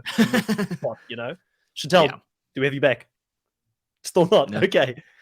Where did you have her ranked, by the way? Because now this is your turn to get me with. I had her at number 13 or something. I had her at number 12. I had her number 12. And Chantal had her at number 8. So Chantal had her higher than myself.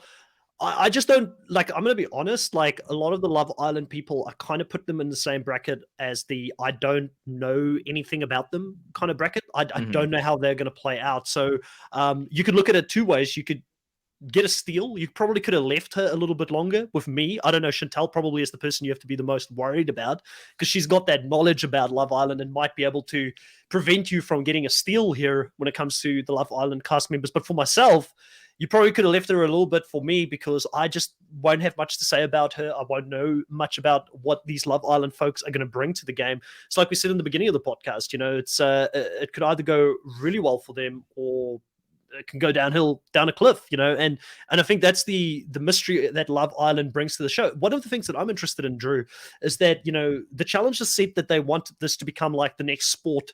They want this to be all about athleticism, but then they're still casting Love Island people in there.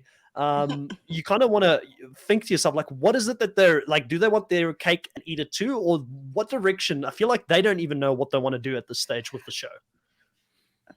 I think the reason why they're doing that is that they're hoping to have an emergence of a big star, and then catapulting off of the success of some of these characters. Like, people love Justine, they want to back Justine, and so if she emerges as this the challenge star, I think it's going to be really good for them to really build their audience. And so I think that they're just hoping that some stars will emerge from these different franchises, and then it will change maybe the type of people that will will want to participate in Love Island, because if that's going to be the new gateway show to get on CBS The Challenge, it might increase the popularity, and then maybe the athleticism might raise as well.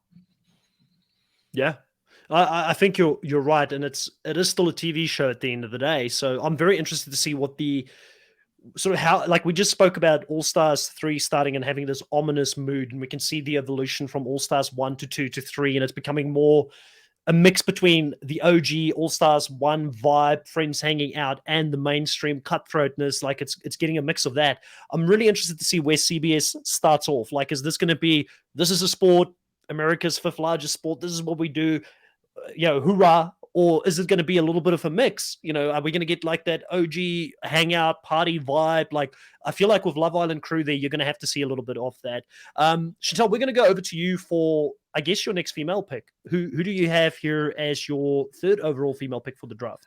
Well, since we have taken the Band-Aid off of the Love Island people, I am going to go with Shannon. So Shannon is, I would say, similar, in my opinion, to Angela from Big Brother that I had chosen first. She's also has a gymnastics background. And so she was a power tumbler. I believe she was a cheerleader as well. And with that, I feel like she's going to be good at some of these balance things, or if she needs to trust her partner, I do feel like she's going to be able to have some of that kind of communication that will be necessary for them to do well in, the challenges that I've seen pairs do in the past. So she was actually still my number 2 pick. So I was able to still have her come back. I definitely understand the reasons why you guys pick some other people, but I do think that Shannon might be a little bit of a dark horse here, not really see her coming, because nobody really knows that she's actually very, very good athletically in a way that I think will translate into these daily challenges. Obviously, I'm not sure if she's going to be amazing at like a hall brawl or a pole wrestle, but she's going to be, I think, good at dailies. And she's very capable of getting into an argument. And so we might get some points for me there. She's not afraid to speak her mind. So out of Love Island females, for right now, I think that she's my top pick. So Shannon. Yeah, Drew, any thoughts on Shannon as a pick here? Yeah, I was going back and forth between Justine and Shannon before I picked Justine. Really, it all came down to you, Chris, on who you chose. And I was like, if he's going to pick Justine or Shannon, then my decision for my pick would have been solidified. But I just had Justine a little bit higher. I don't know why. Again, it's an anomaly why I have her at number 9 on my list. I don't like who I have at number 8. So I should have had her higher, like at number 7. So I do like the pick. And if she were to have snaked back to me, 100%, I would have picked her up. It's an interesting one. I had Shannon as my highest of the Love Island female. She was in 10th place for me. She probably would have, if you didn't take her here, Chantal, I might have taken a stab in the dark, because the one thing I'm fearing of for my next round is that if you go down too much of one round, like I've got 2 Survivor players, I've got 1 Amazing Race player, I've got 2 Big Brother players, like you have to try and keep it diversified, but I don't really have much to say about the Love Island people. So, but I remember Chantal mentioning that Shannon was in like a tumbler or some sort of athletic background. So that's stuck in my head. So because of that, and having very limited information about their athletic ability or entertainment value for what they could bring to the show, I kind of had Shannon a little bit higher than Justine on my list of females left on the board. So I think it's a good pick. Chantal, good job. Yeah.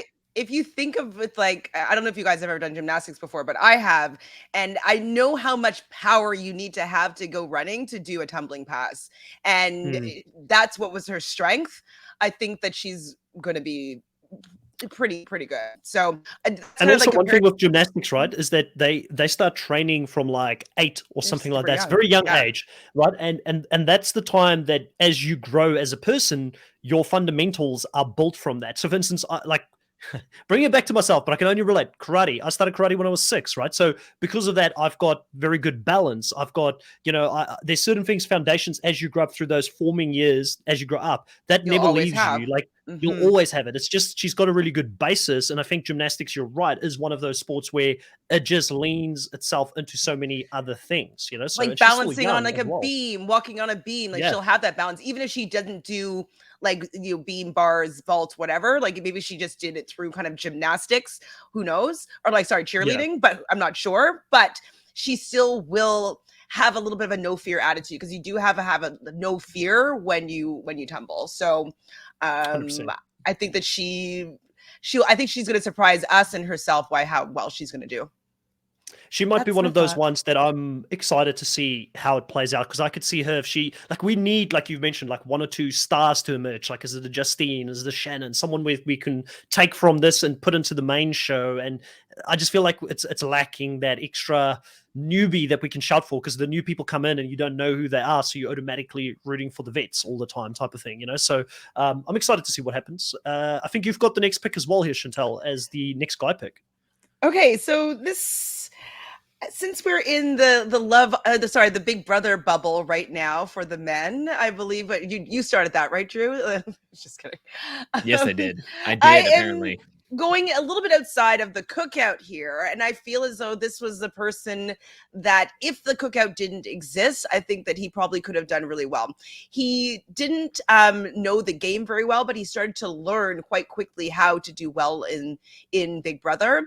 And so I'm going to give them the benefit of the doubt to believe that he will be able to learn how to play this particular game and do well here as well. So I'm going to go with Derek X as my next guy pick. He was pretty good at some of these challenges in Big Brother. I know that they're not necessarily the same as the challenges are going to be, but he's young, he's capable. I think that he's in shape. I just feel as though he will be able to do well. And I don't think that people are going to be coming for him necessarily. I think there's a lot of bigger targets around him and he might be able to hide. So I'm hoping that he will be able to stay out of the limelight, but still win some dailies and stick around for a while. I like this pick. I like this pick a lot for you in this spot. I think similar to my thinking with Alyssa, like he's in the outside of the cookout. So if there is a blowback on the cookout because there's such a visible alliance, like I said, that could have been headline news over in the US where no one, even if they didn't watch Big Brother, wouldn't have known about the history of that alliance.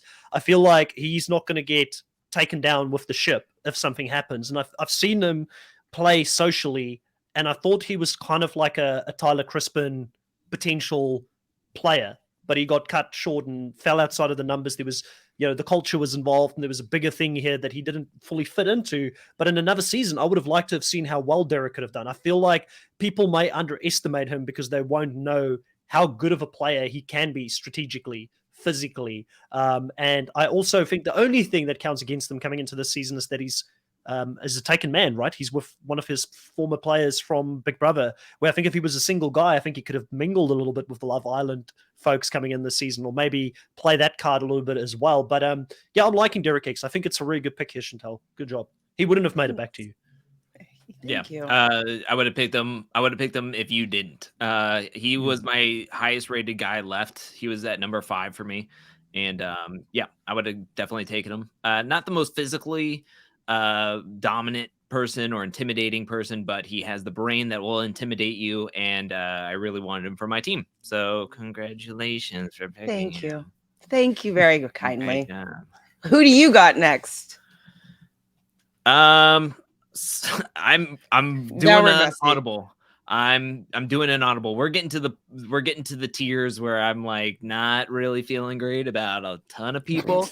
The wind could blow and they could either do really good or really poorly. I'm going to hop over my 7th pick and I'm going to go with my 9th pick, and I'm going to take a shot at someone from The Amazing Race, and that is Leo. Okay. Leo is cool. Leo's chill. At this point, I'm just picking people that I would want to root for and see go far. So at this point, I'd rather root for Leo than say Giovanni at this point, who I still can't remember who he was on his Love Island season. And I watched that Love Island season. I watched all the Love Island seasons. I just don't know who Giovanni is. He was kind of loud. He was pretty funny. With Olivia, they were partnered up in the beginning, and like Olivia wasn't really feeling him, and so him and Olivia were paired up most like first. Okay. So yeah, I'm gonna stick with Leo.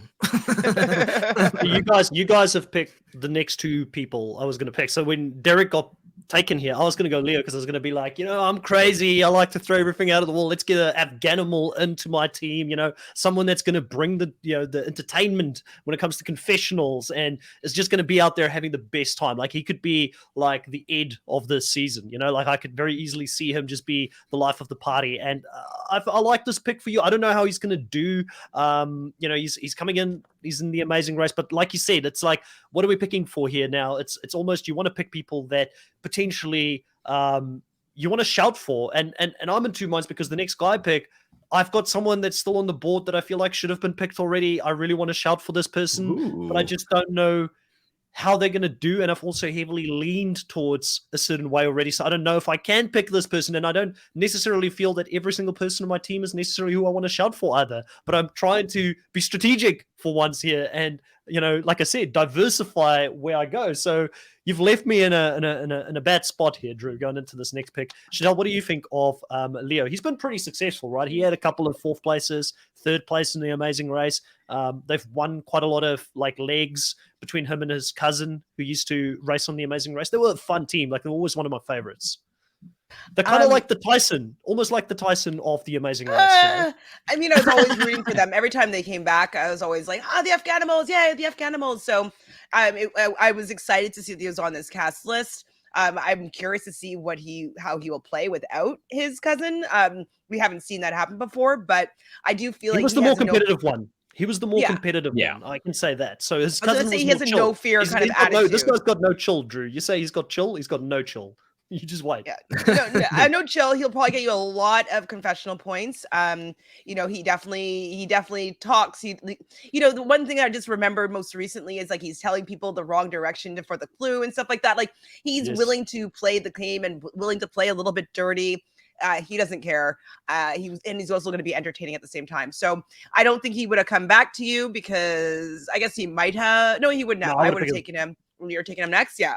So yeah, it's great timing to pick him because you wouldn't have gotten him if you left them to one of us. So good job. Sweet. So I've got two people left. One person is my third guy pick. The person I want to shout for, the person that I really thought would have been picked by now, but I kind of feel like going that direction.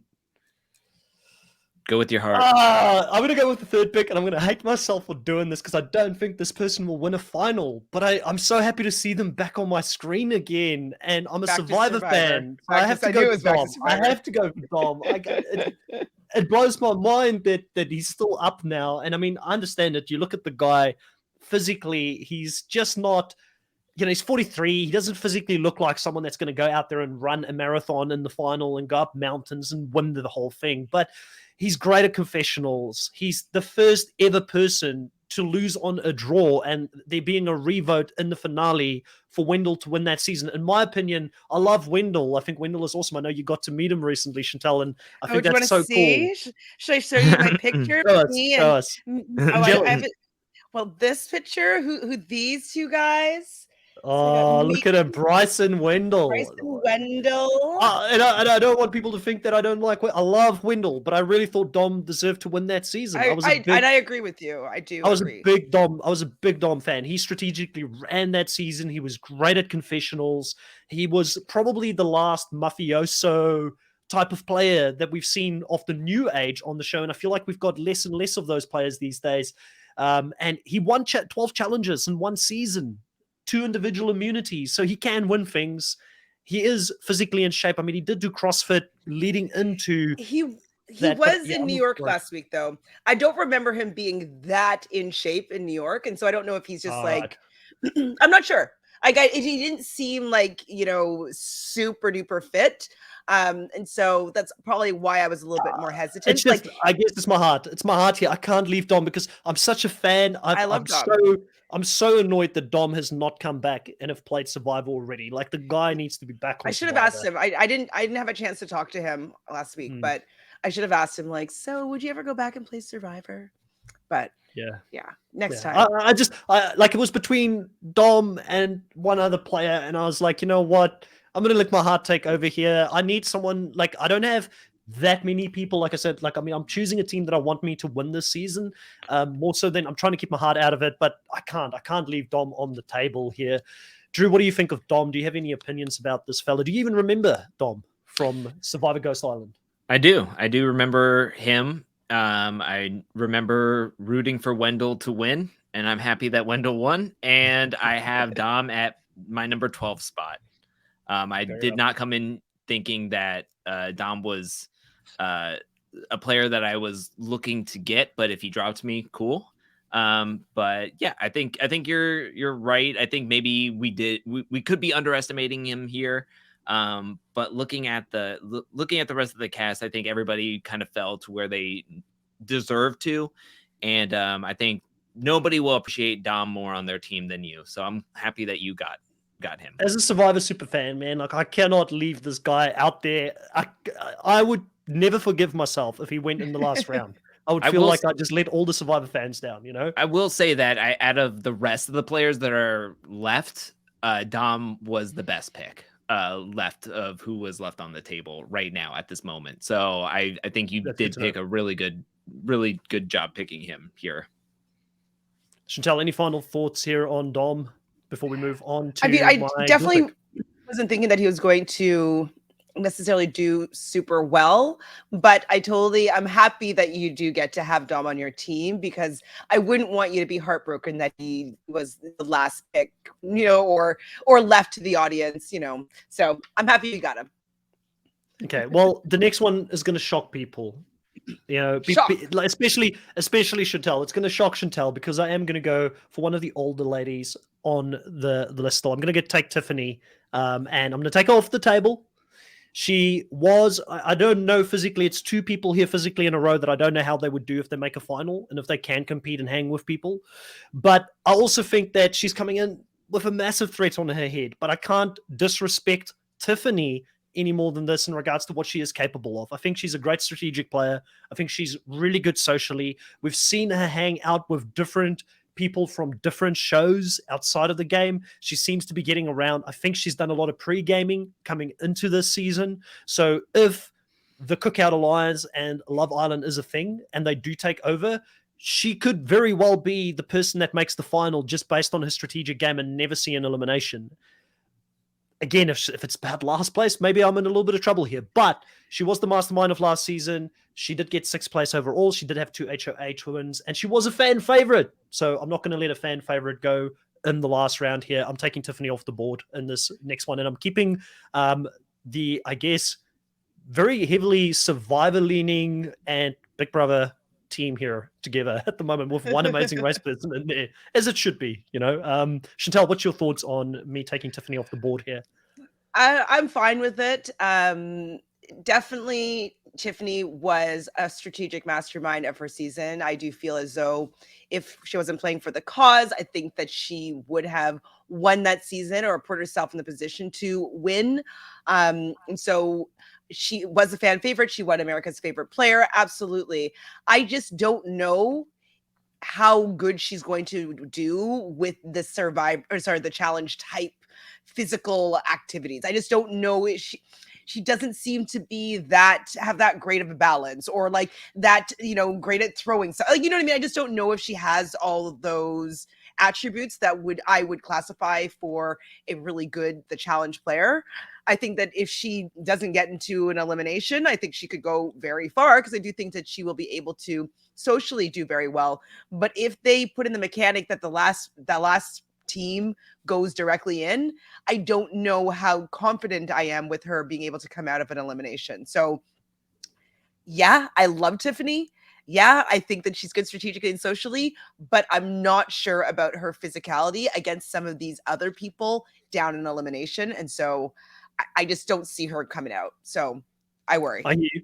I hear you. It's all valid, and I mean we're getting close to the end here now, so it's slim pickings. I feel good about the fact that she's a known entity to me. I'd rather go with a known entity at this point than go with someone I just don't know. It's not proven. I don't get their personality and their quirks. I could be walking onto a booby trap at this stage. Drew, any thoughts on Tiffany before we move on to your girl pick next? Just real quick, you out of everybody who was left that you could have picked, I think you picked the most connected, most strategic.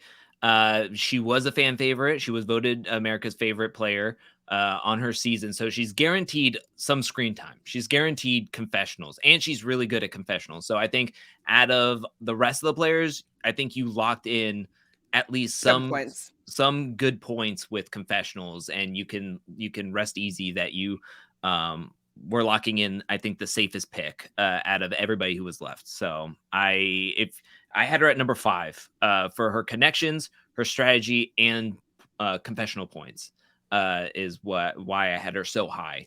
But like Chantel was saying, the worry is the eliminations. The worry is the physical challenges. But I think great job. If you didn't pick her, I would have picked her easily. Okay, feel good about that. Who's next, Drew? This is tough because I have players that I really like. I really enjoy their personality. And there's a player that I think I should pick here, but I'm watching her on X on the Beach right now, and I'm not necessarily liking her on that season, but I think it could be just X on the Beach lens. And it's just, I don't like anybody on that show because I just don't like that show. I don't like how it's done. But I think it's great in the UK. It's really good. Oh yeah, I gotta watch because it has Theo on it. Oh yeah, the celebrity X on the Beach too. Yeah, I gotta check that out. I'm gonna go. Gosh, I really want to pick the other one, but I can't pick. I'm gonna pick Kira from Love Island US 1. I have her at ranked at number 8. I don't know how well connected she is. I know that she is friends with, say, Justine, and she has some ins with MTV. Like I was just mentioning, she's from X on the Beach. She was on X on the Beach. So maybe she's single. Maybe she'll pop off on somebody. I feel like she can be cutthroat when she needs to be. It just seems like when I watch her on X on the Beach, she's very deadpan with like, I'm just going to do my thing. And if it hurts somebody's feelings, then it hurts somebody's feelings. I got to do what I got to do for myself. So to me, I think that is some qualities that I would like for someone on my team. So I'm going to pick Kira. I did like her on her season, but it's just the recency of her being from X on the Beach that I think is throwing me off a little bit. But yeah, I didn't rank Kira very high. She was my second to last, for the fact, like, yes, she's in great physical shape. Yes, she has a little bit of connections with a couple of other Love Island people. 100% agreed. But I also, with the recency bias here of of X on the Beach, she's so passive, in my opinion, on how she is on that show, and the people that she's like going for. I'm like, you're that David? Really? That's who you're going to like ruin your relationship with Emily over? And like, I'm like, that's winning you over. And so I just don't know about her taste in like men, that like I just feel as though she just might not be good strategically. And I don't see her necessarily trying super hard to do that well. I feel like right now she's in the conversations of all these shows, and so she's just saying yes because this is her 15 minutes.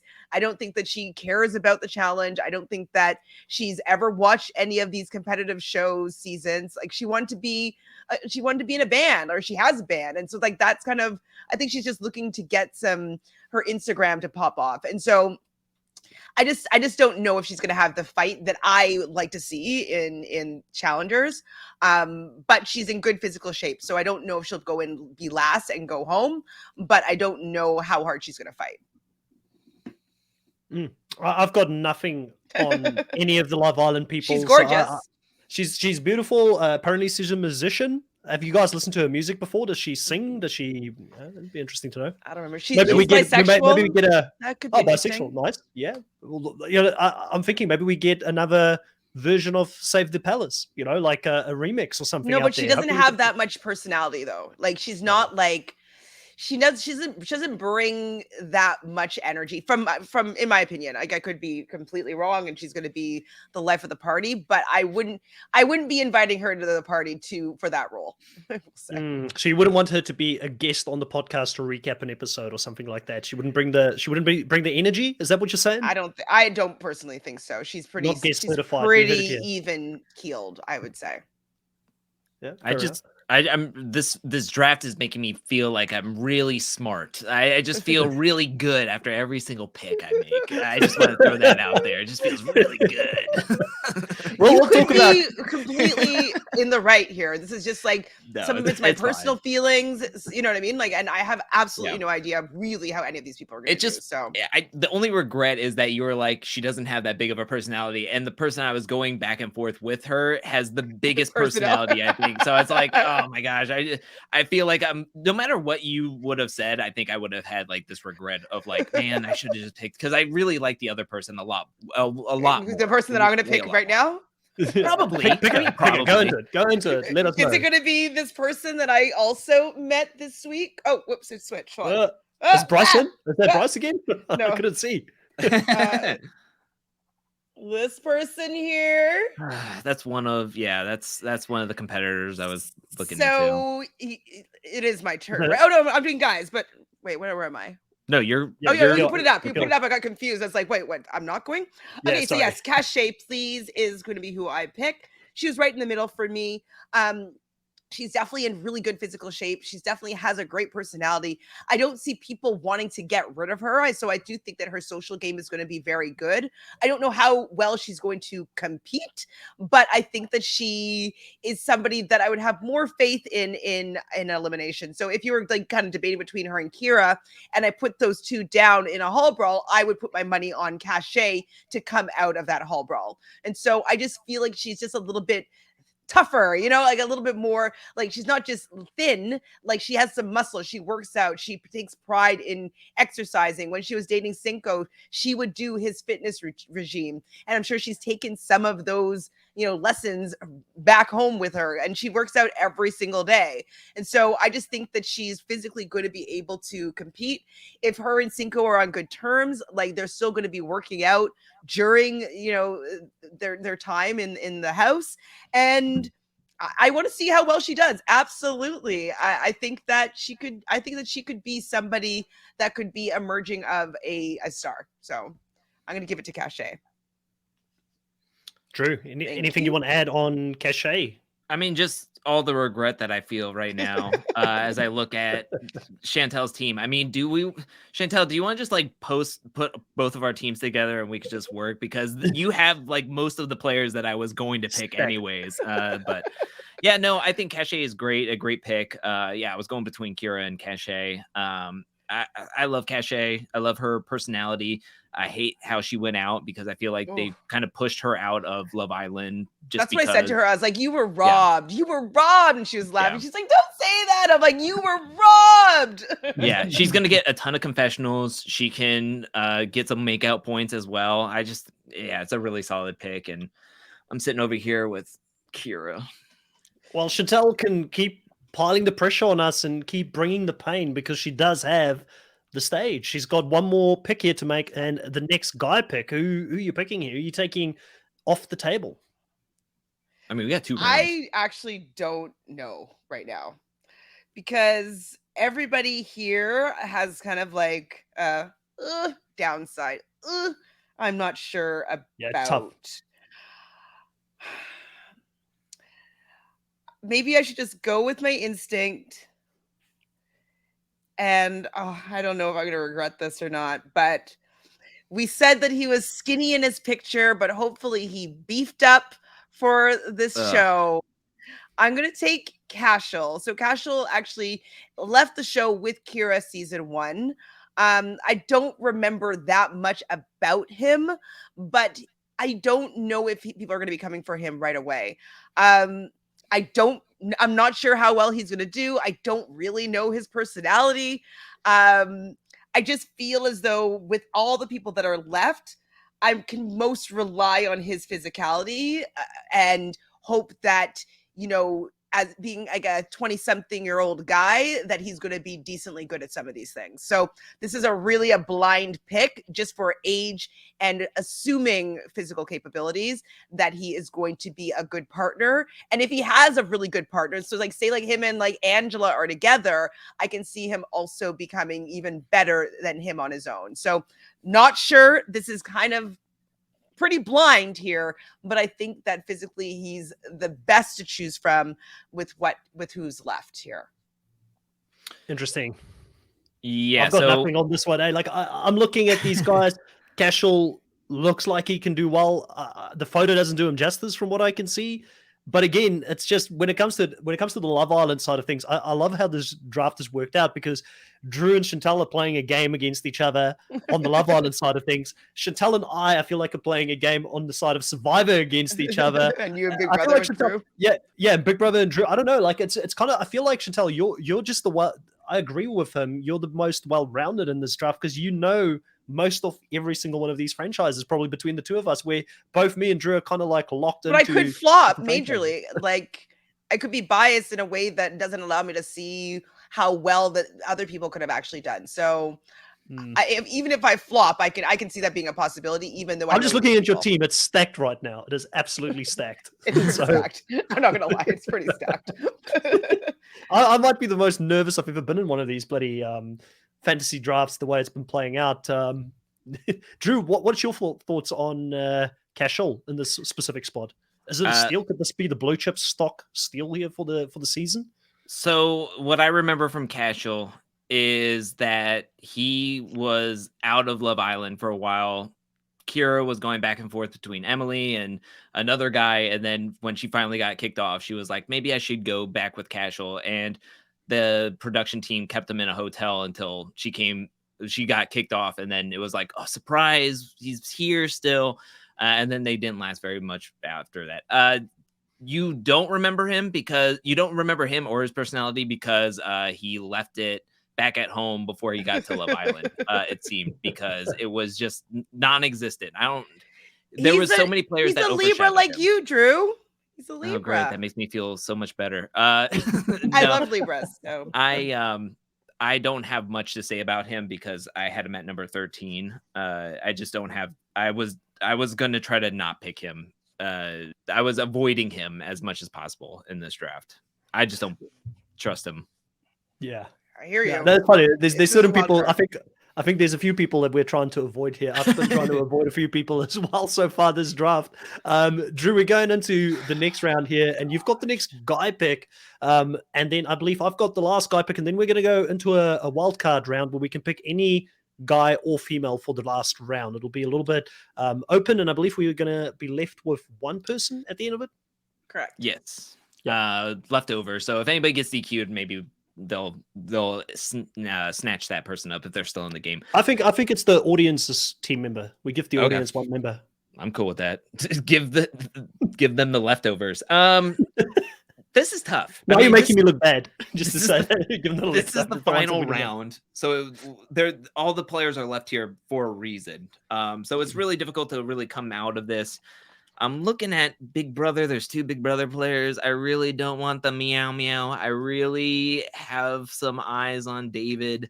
Giovanni. David's looking buff in that picture, by the way. He's looking buff. Yeah. Giovanni is friends with Cinco, who is friends with Cachet, who could be hanging out. You mean the meow meow? There you go. Just hearing us say the meow meow actively makes me want to vomit. So I'm gonna pick David. I'm gonna go with David. A Big Brother All-Star. Everybody, let's go, Big Brother All-Star. I think out of everybody who's left, he's the most well-connected left. And he's young. Maybe he's in a better spot in this than Big Brother because maybe nobody knows what the challenge is. So he's not. Everybody's sitting there going like, what's an elimination? What's a vote in? What's a life shield? What are we doing here? Are we just what's happening? So I think maybe everybody's going to be confused. So maybe that'll work to David's advantage. So I think I'm going to pick David here. Of course, not confidently, but I'm going to pick David. It's funny. I wish we had a sabotage this season so that I could like sabotage Chantel and throw David on her team at some point, because I know Chantel was like, "There's no way I'm getting David." Like I'm just he was like number 13 on her list, right, Chantel? Yeah, he was know. number 13. So if we had like a sabotage, like one round, and we could like throw somebody's person into another team, like Well, I would maybe have we done could do that for the last round and be like, we choose for everybody else or something. Fun. Let's do it. Oh, I don't know if it will matter because there's not that much to go on for the last round, but maybe something to think about for the next draft that we do in the future. Maybe we get each person gets one sabotage for the draft or something. We'll brainstorm it off air, I think, at a later stage, because I think it could be a fun one to give someone that they did not want for the season, at all. Yeah, David, what can we say about him? You're right. It's the guy's clueless. Everybody else is probably going to be a little bit clueless. I just think it's going to take him that much longer to catch on to the game than everybody around him. Like, I mean, there's some big game players playing this season. He's a 2-time player, never won an HOH, never won a veto. I wrote down complete wildcard. He was my number 12. And I've actively tried to avoid Love Island, and he was still below some of the Love Island people because I know nothing about them. So I was like, I'd rather take a chance on one of the Love Island people than David, because but again, I mean, I can't shame you too much for this one here. It is the last round. Like, what are you going to do? We're splitting hairs at this point. Chantal, anything that you wanted to talk about for David? Anything that hasn't been said? I mean, I think a really good point is the fact that what was to his detriment in Big Brother may play to his advantage in this particular game. And so being on an even playing field with many, or probably most, could potentially be even all of the players have no idea what to expect from the challenge. That could bode well for him, and him being able to pick up the strategy at least equally to everybody else. And so that could be great for him. And he could also have a really great partner that is able to pick up on how to play the game. So I think that he will do better on the challenge than he did on Big Brother, with having the amount of knowledge that I'm assuming that he's going to have.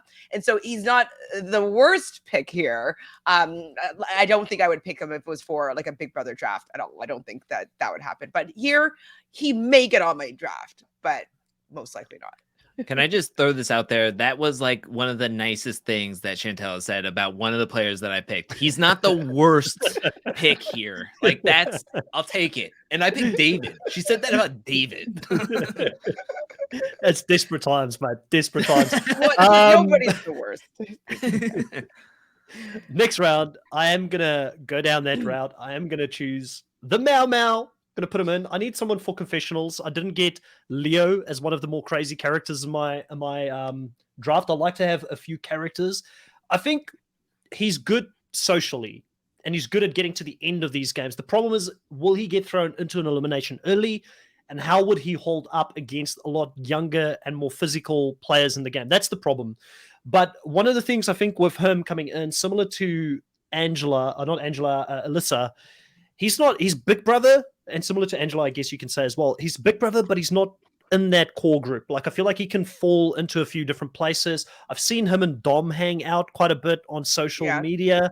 So I feel like so I feel like they're going to connect. They're at that same age. They've kind of got the same background. So with that, he might get more. And I think a lot of Survivor players know who he is, because he's an old, like, I mean, can you believe we're calling, I don't know what Big Brother season he played in, 12 or 14, I think 14, but. And 2022. And 22, but I mean, like, he's from that, I'm trying to say he's from a different time. Like, he's from an older school reality TV time. So I feel like he'll fit in with the likes of a Tyson, Survivor people. I really think he's gonna make that connection. And also, I was impressed by Big Brother when he came in and we saw him do those workouts in his home. He looked really ripped. Like, he does actually look in pretty good shape. He might be a sleeper. I'm trying to go for a blue chip stock, and I definitely want to go for someone I know.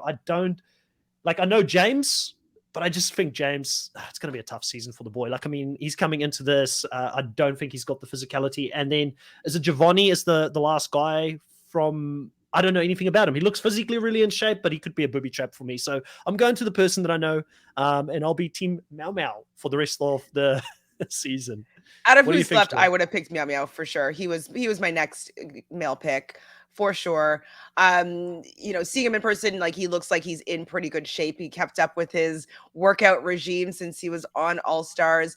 I think that I agree with you. I think that he will fit in with some of the older players that we are most familiar with and that we're going to be rooting for. And so hopefully that means that he's going to be really well insulated with some of the Survivor people. So I do think that he's going to gravitate towards Survivor as opposed to working with Big Brother people, because I just don't know if the Big Brother people or the Love Island people will have any idea who he is. And so he's just going to go with the people that might know who he is, that he might have been at events with for the last 10 years. So I think out of who was left, he was definitely the best pick.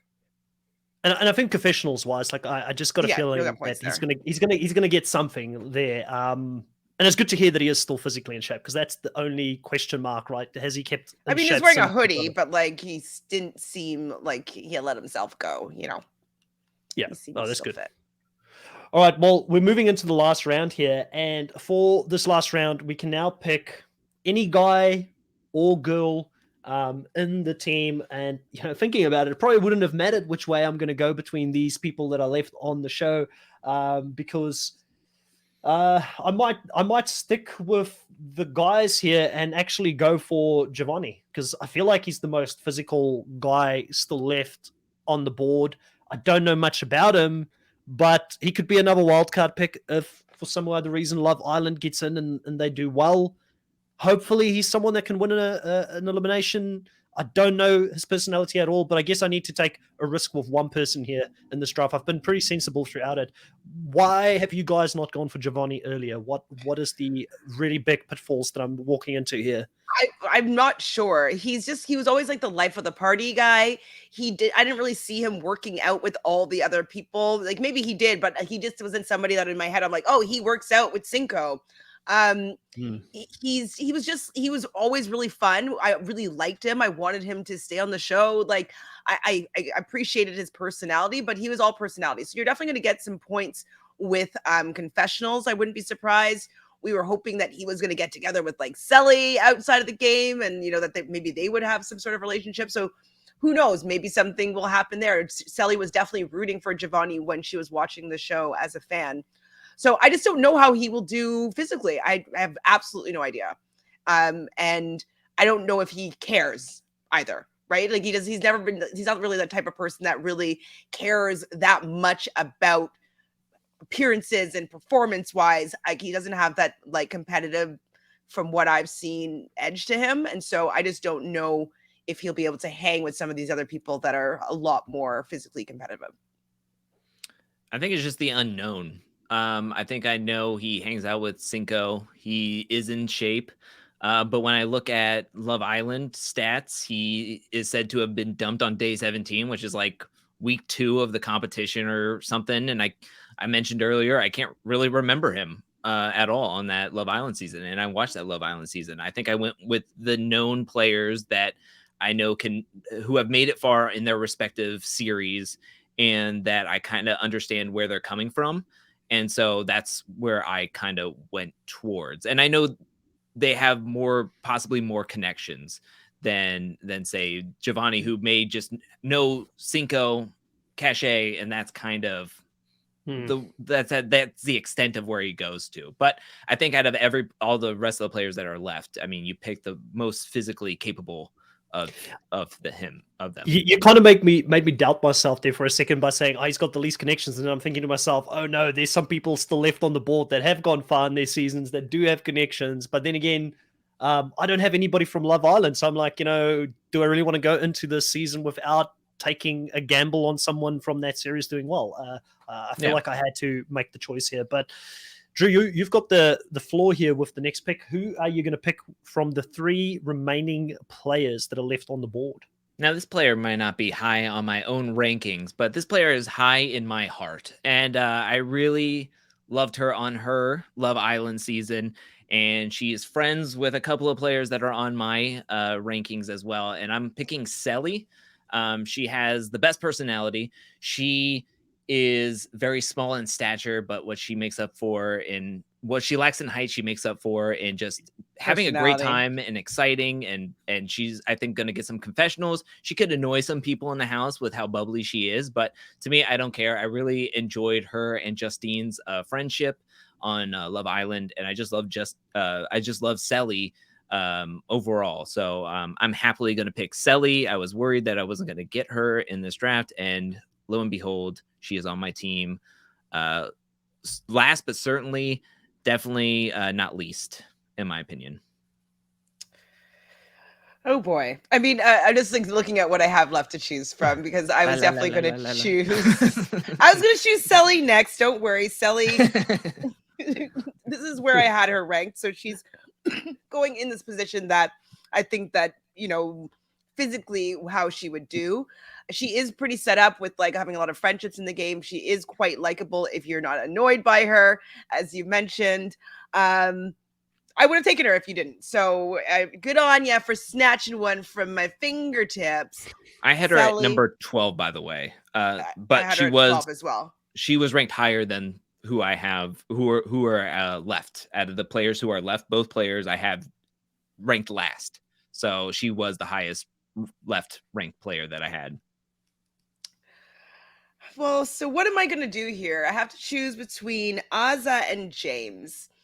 And I feel bad because I'm happy to see one of them coming back to play in this game, but I think I'm going to have to go with Azza. Now, Azza is a little bit awkward and doesn't necessarily have like great balance or anything like that, but she's in very good shape. She might be good at some, some sort of competitions in the dailies. I'm not sure all. I don't know if I think that she'll win a hall brawl, but I don't think that James would necessarily win a hall brawl against anyone either.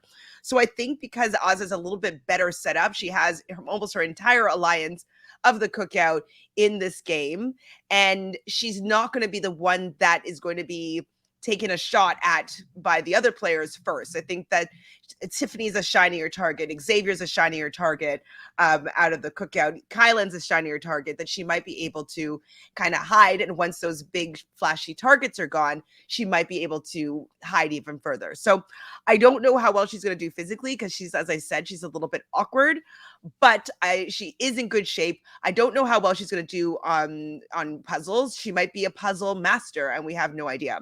So I just feel a little bit more confident with Azza than I do with James, unfortunately. James doesn't have anybody really in the game other than Kayla and Leo, but they're all from different seasons. I don't know if he's watched any of these other shows. I felt that out of him and his partner, Will, I felt Will was better at tasks than James was. And so if it was Will, I would have taken Will probably higher than I would have taken James, unfortunately. So I'm sorry, James. I think you're a great person, great personality. I love that you love reality TV, but I'm going to have to go with Azza here for the final pick, leaving James undrafted. I feel bad for James because he's like a winner of one of the big franchises and he doesn't get picked. But I mean, someone was always going to get left out. I understand your reasoning. There's a reason myself and Drew didn't pick him earlier. He could be the person who surprises us all and make us look bad. But I am worried for him. I don't know socially how he's going to fit in with his group. He's from a franchise that's not very well represented. Like you said, he's the only gay person on this season, I believe, unless there's someone I don't know about from Love Island. So I'm a little bit worried for him. Like, I just don't know how he fits into this group. And I hope he does well. Azza, I think is a she's a last pick for a reason. I'm a little bit worried for her. I don't know if she knows what she's letting herself into coming into the arena with some of the animals that she's going to go up against in the challenge. But overall, I think we did good. We've got 3 teams in place. Let's have a quick overall thought about or a discussion about our teams now that we've seen who they are. Drew, we'll start with you. You seem the less, you seem less certain about things at this point. Who are you most happy that you got in this draft that you think, I'm glad I got this person where I got them? And who do you wish you had from any of the other teams? Who do you feel like you lost out on? Well, I'm gonna be excited about my top 2 picks, since they were in my, Tasha wasn't in my top 5, but yeah, I mean, I'm gonna be happy with my top 2 picks. I'm happy I got Xavier and Justine, and of course Selly to get Selly at the very end, and that was somebody that I came into the draft really wanting to get onto my team. So I'm very happy about all of them. the players that are going to hunt me, I feel, is going to be Desi and Cinco, since I was going back and forth the most between those picks, and then right before I could pick somebody, or right after I picked somebody, and had instant regret after Chantel went through the summary of why I shouldn't have picked that person, and then picked the person that I had ranked higher.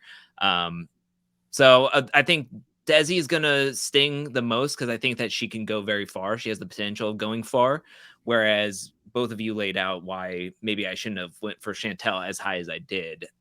So I think that player could be the player that I'm most regretting, and then Cachet as well, because of the potential points of getting so many confessionals and being connected compared to Kira, who I picked right before Chantel picked her. So yeah, that's I'll leave it at that, but I could go into way more.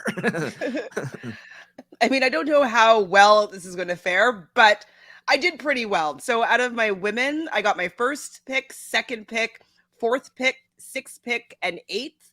So eighth was the lowest rank player that I picked on the female team. And that was Azza. I had her in eighth place. And then for the men, I got my first pick, my third pick, my fifth pick, and my seventh pick. So pretty much I got everybody on the top half of my draft. So I have to I have to be happy with it, because I didn't have anybody that I felt that I got stuck with. It was really in my top groupings of people. So I'm pleased as punch, and I hopefully that they will, as much as faith that I'm putting into them, they will live up to what my hope is for them. Yeah, I think the thing I'm the most happy about was calling out the order of this draft. I feel like being able to go women first was a key strategic move that I made, which enabled me to get my first pick for the females, my second pick for the females, I believe, my third pick for the females, and my sixth pick for the females. So it kind of worked in a way where I got a lot of those top fives in that I kind of wanted. I knew the females, we needed to be tight on them. I feel strong about all of them, like the top three females that I picked. I feel very good about all three of them doing well this season. The men kind of went a little bit off the rails for me. I'm happy with Ben. I still stand by Ben. I think he's going to do a lot better than what people think. I think there's a lot of bias against Ben online, but again, people are going to have to eat humble pie for a third season in a row, and he's going to do better than what people want him to do. I'm standing by Team Ben. I think he's going to do well. Now, Kylan was a move in defense to Drew that can either work or break me, so he's a bit of a wild card. And then I feel good about the fact that I got to take Dom where I did take him. I think, again, I couldn't have left him on the table. I do agree that, Chantel, you've got a really balanced team, and probably the person that I think I feel like I missed out on, well, two people I feel like I missed out on, and that was due to the fact of how I chose the order to be. Angela would have been great to have. She was my second pick, just ahead of Kayla. And then also Danny, I think, was really up there for me as someone that I think is going to do well. So, but I was never going to have the opportunity to pick them. Overall, I feel good about this. And then Leo, obviously, I would have loved to have had an Afganimal in my draft. I think you got a steal at the time that you got him there, Drew. Mm-hmm. This was a lot of fun. We thought coming into this thing, we're like, how are we going to talk about this for an extended period of time? Look at us. And I was like, 2 hours and 15 minutes. I think that will be okay. Drew, you look like you have misery on your mind. He's aged 10 years. Are you okay? Drew, you're still going to win, babe. You're still going to win. Just thrown through the ringer. I'm ready to have one person heading into the finals, and just been holding on for dear life here. See what it's like to play like Chris? No, I will say 40 minutes of these 2 hours and 16 minutes that we've been talking were me going back and forth in my head and making the wrong choice. Going. Yeah. Like the first 3 rounds, I took like 20 minutes each, just trying to figure out where I wanted to go. But yeah, I mean, this was a tough exercise, I will say, because normally I'm coming in well-versed. I don't even have to do a ton of research in these challenge drafts or anything, because it's like, oh, whatever. I know. Boom, boom. I watch all these. I make videos. I got clips. I know the players' wiki pages like the back of my hands, and then we come into something like this, and then we have to do it 3 more times with all these spinoffs that I have no idea. Like, at least I've watched a ton of these players and all their seasons. I don't get me started on. Be fun. Argentina's going to be fun. Yeah, Like, Argentina will have absolutely no idea. We'll all be going in blind here. All of us will be taking crisp style picks. I mean, like, he's young and he's won stuff. Yeah. Well, and then you know what's interesting is going to be the UK side if they do go I probably will know UK people. If they go no reality stars, because I've heard that that's the case. They could go no reality stars and it's just complete people off the street. Necessarily a good idea if they're trying to do a War of the Worlds afterwards, right? Yeah, but that's what I heard, and then I'm ready for Chris to school all of us in the Australian draft. So I'm ready to get my butt kicked 4 times this season. Yes, you should start putting get some real stakes on the line here. I don't know what they should be, but yeah. Yeah, we've got to problem solve or brainstorm a few more things as we add to the creativity of it. Like, I like the sabotage idea. I think like we should think of the sabotage or how that applies to next season. Maybe the winner of one draft gets to do a sabotage on someone in the next draft. But we'll talk about that offline. I think it could be a lot of fun.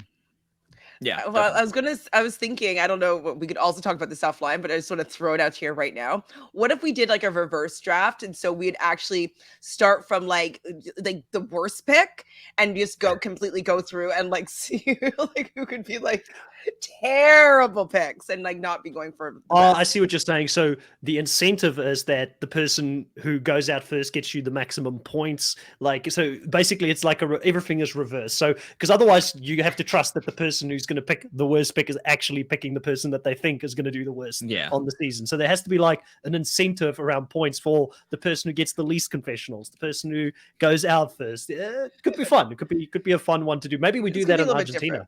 Like, yeah, because we will have no idea about Argentina. so that could be a fun one, right?